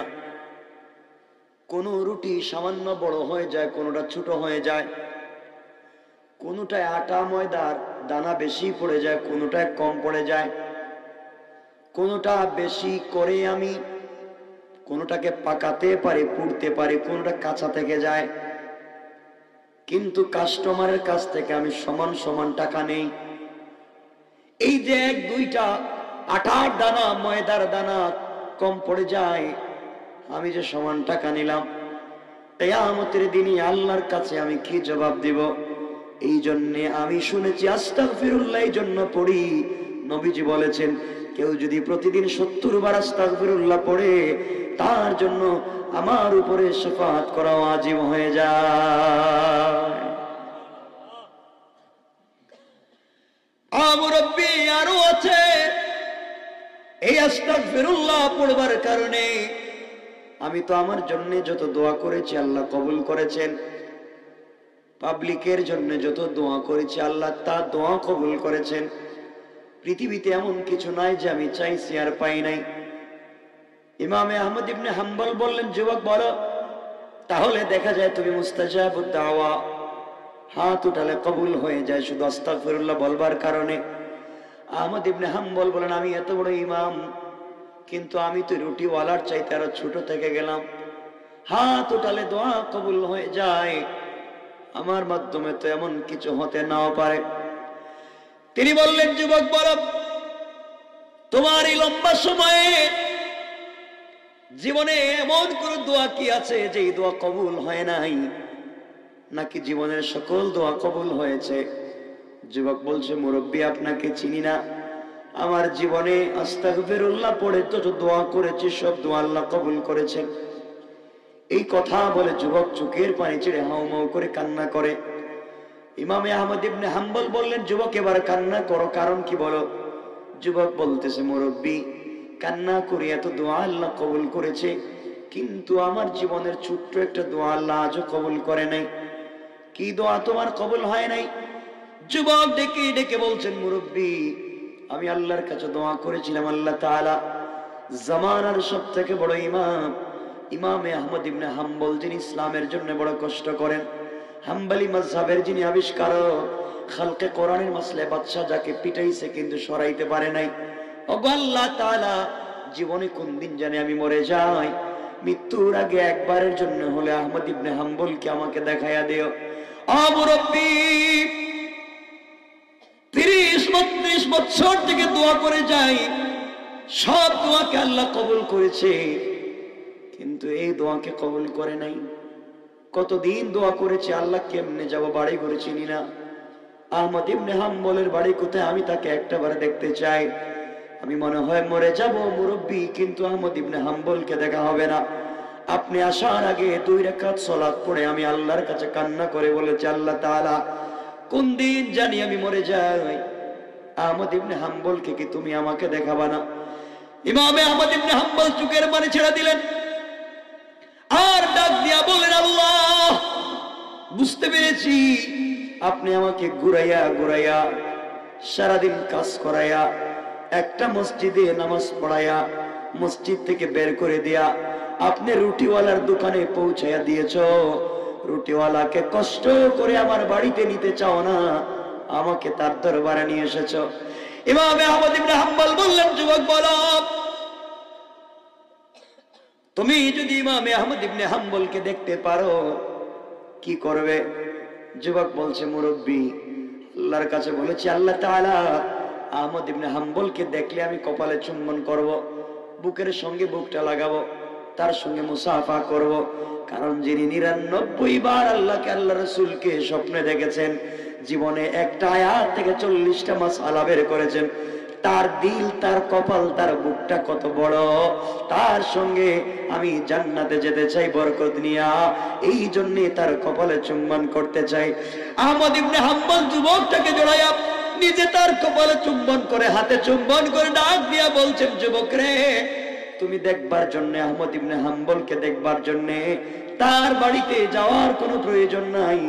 এই মুহূর্তে আল্লাহ তাআলা নিজে আহমদ ইবনে হাম্বলকে বাড়ি থেকে বের করে রাস্তায় রাস্তায় ঘুরাইয়া এক মসজিদে ইশার সালাত পড়াইয়া তোমার দোকানে হাজির করে এই মুহূর্তে তোমার সামনে দাঁড় করাইয়া বলেছেন, যুবক তুমি বরকত নিবে না, বরং আমি তোমার মতো রুটিওয়ালার থেকে বরকত নিতে চাই। যুবক ডাক দিয়ে বলতেছে, তাহলে কি আপনি আহমদ ইবনে হাম্বল? ইমাম আহমদ ইবনে হাম্বল বলছেন, যুবক রে, আমি আহমদ ইবনে হাম্বল, আমি আহমদ ইবনে হাম্বল যার জন্য তুমি দোয়া করেছো। গোলাম জড়াইয়া ধরেছে, চোখের পানি ছেড়ে তওবা শুরু করেছে। আহমদ ইবনে হাম্বল বললেন, যুবক রে, আস্তাগফিরুল্লাহর অরিজিনাল যে বরকত তুমি পেয়েছো তোমার জীবনে, তুমি এটা পড়ে যাও, আমার বিশ্বাস রাসূলের সঙ্গে তুমি জান্নাতে থাকতে পারবা। সুবহানাল্লাহ পড়েন। সুতরাং আমরাও যদি এই আস্তাগফিরুল্লাহ বারবার পড়ি, নির্বেজাল ঘুমাবার আগে ঘুম থেকে উঠে পরিবারে শুধু আস্তাগফিরুল্লাহ আস্তাগফিরুল্লাহ। রাসূল বলছেন, শর্টকাট যদি জান্নাতে যেতে চাও আস্তাগফিরুল্লাহকে কন্টিনিউ আমলে নিয়ে নাও। সুবহানাল্লাহ পড়েন। আমরা পারবো তো ইনশাআল্লাহ।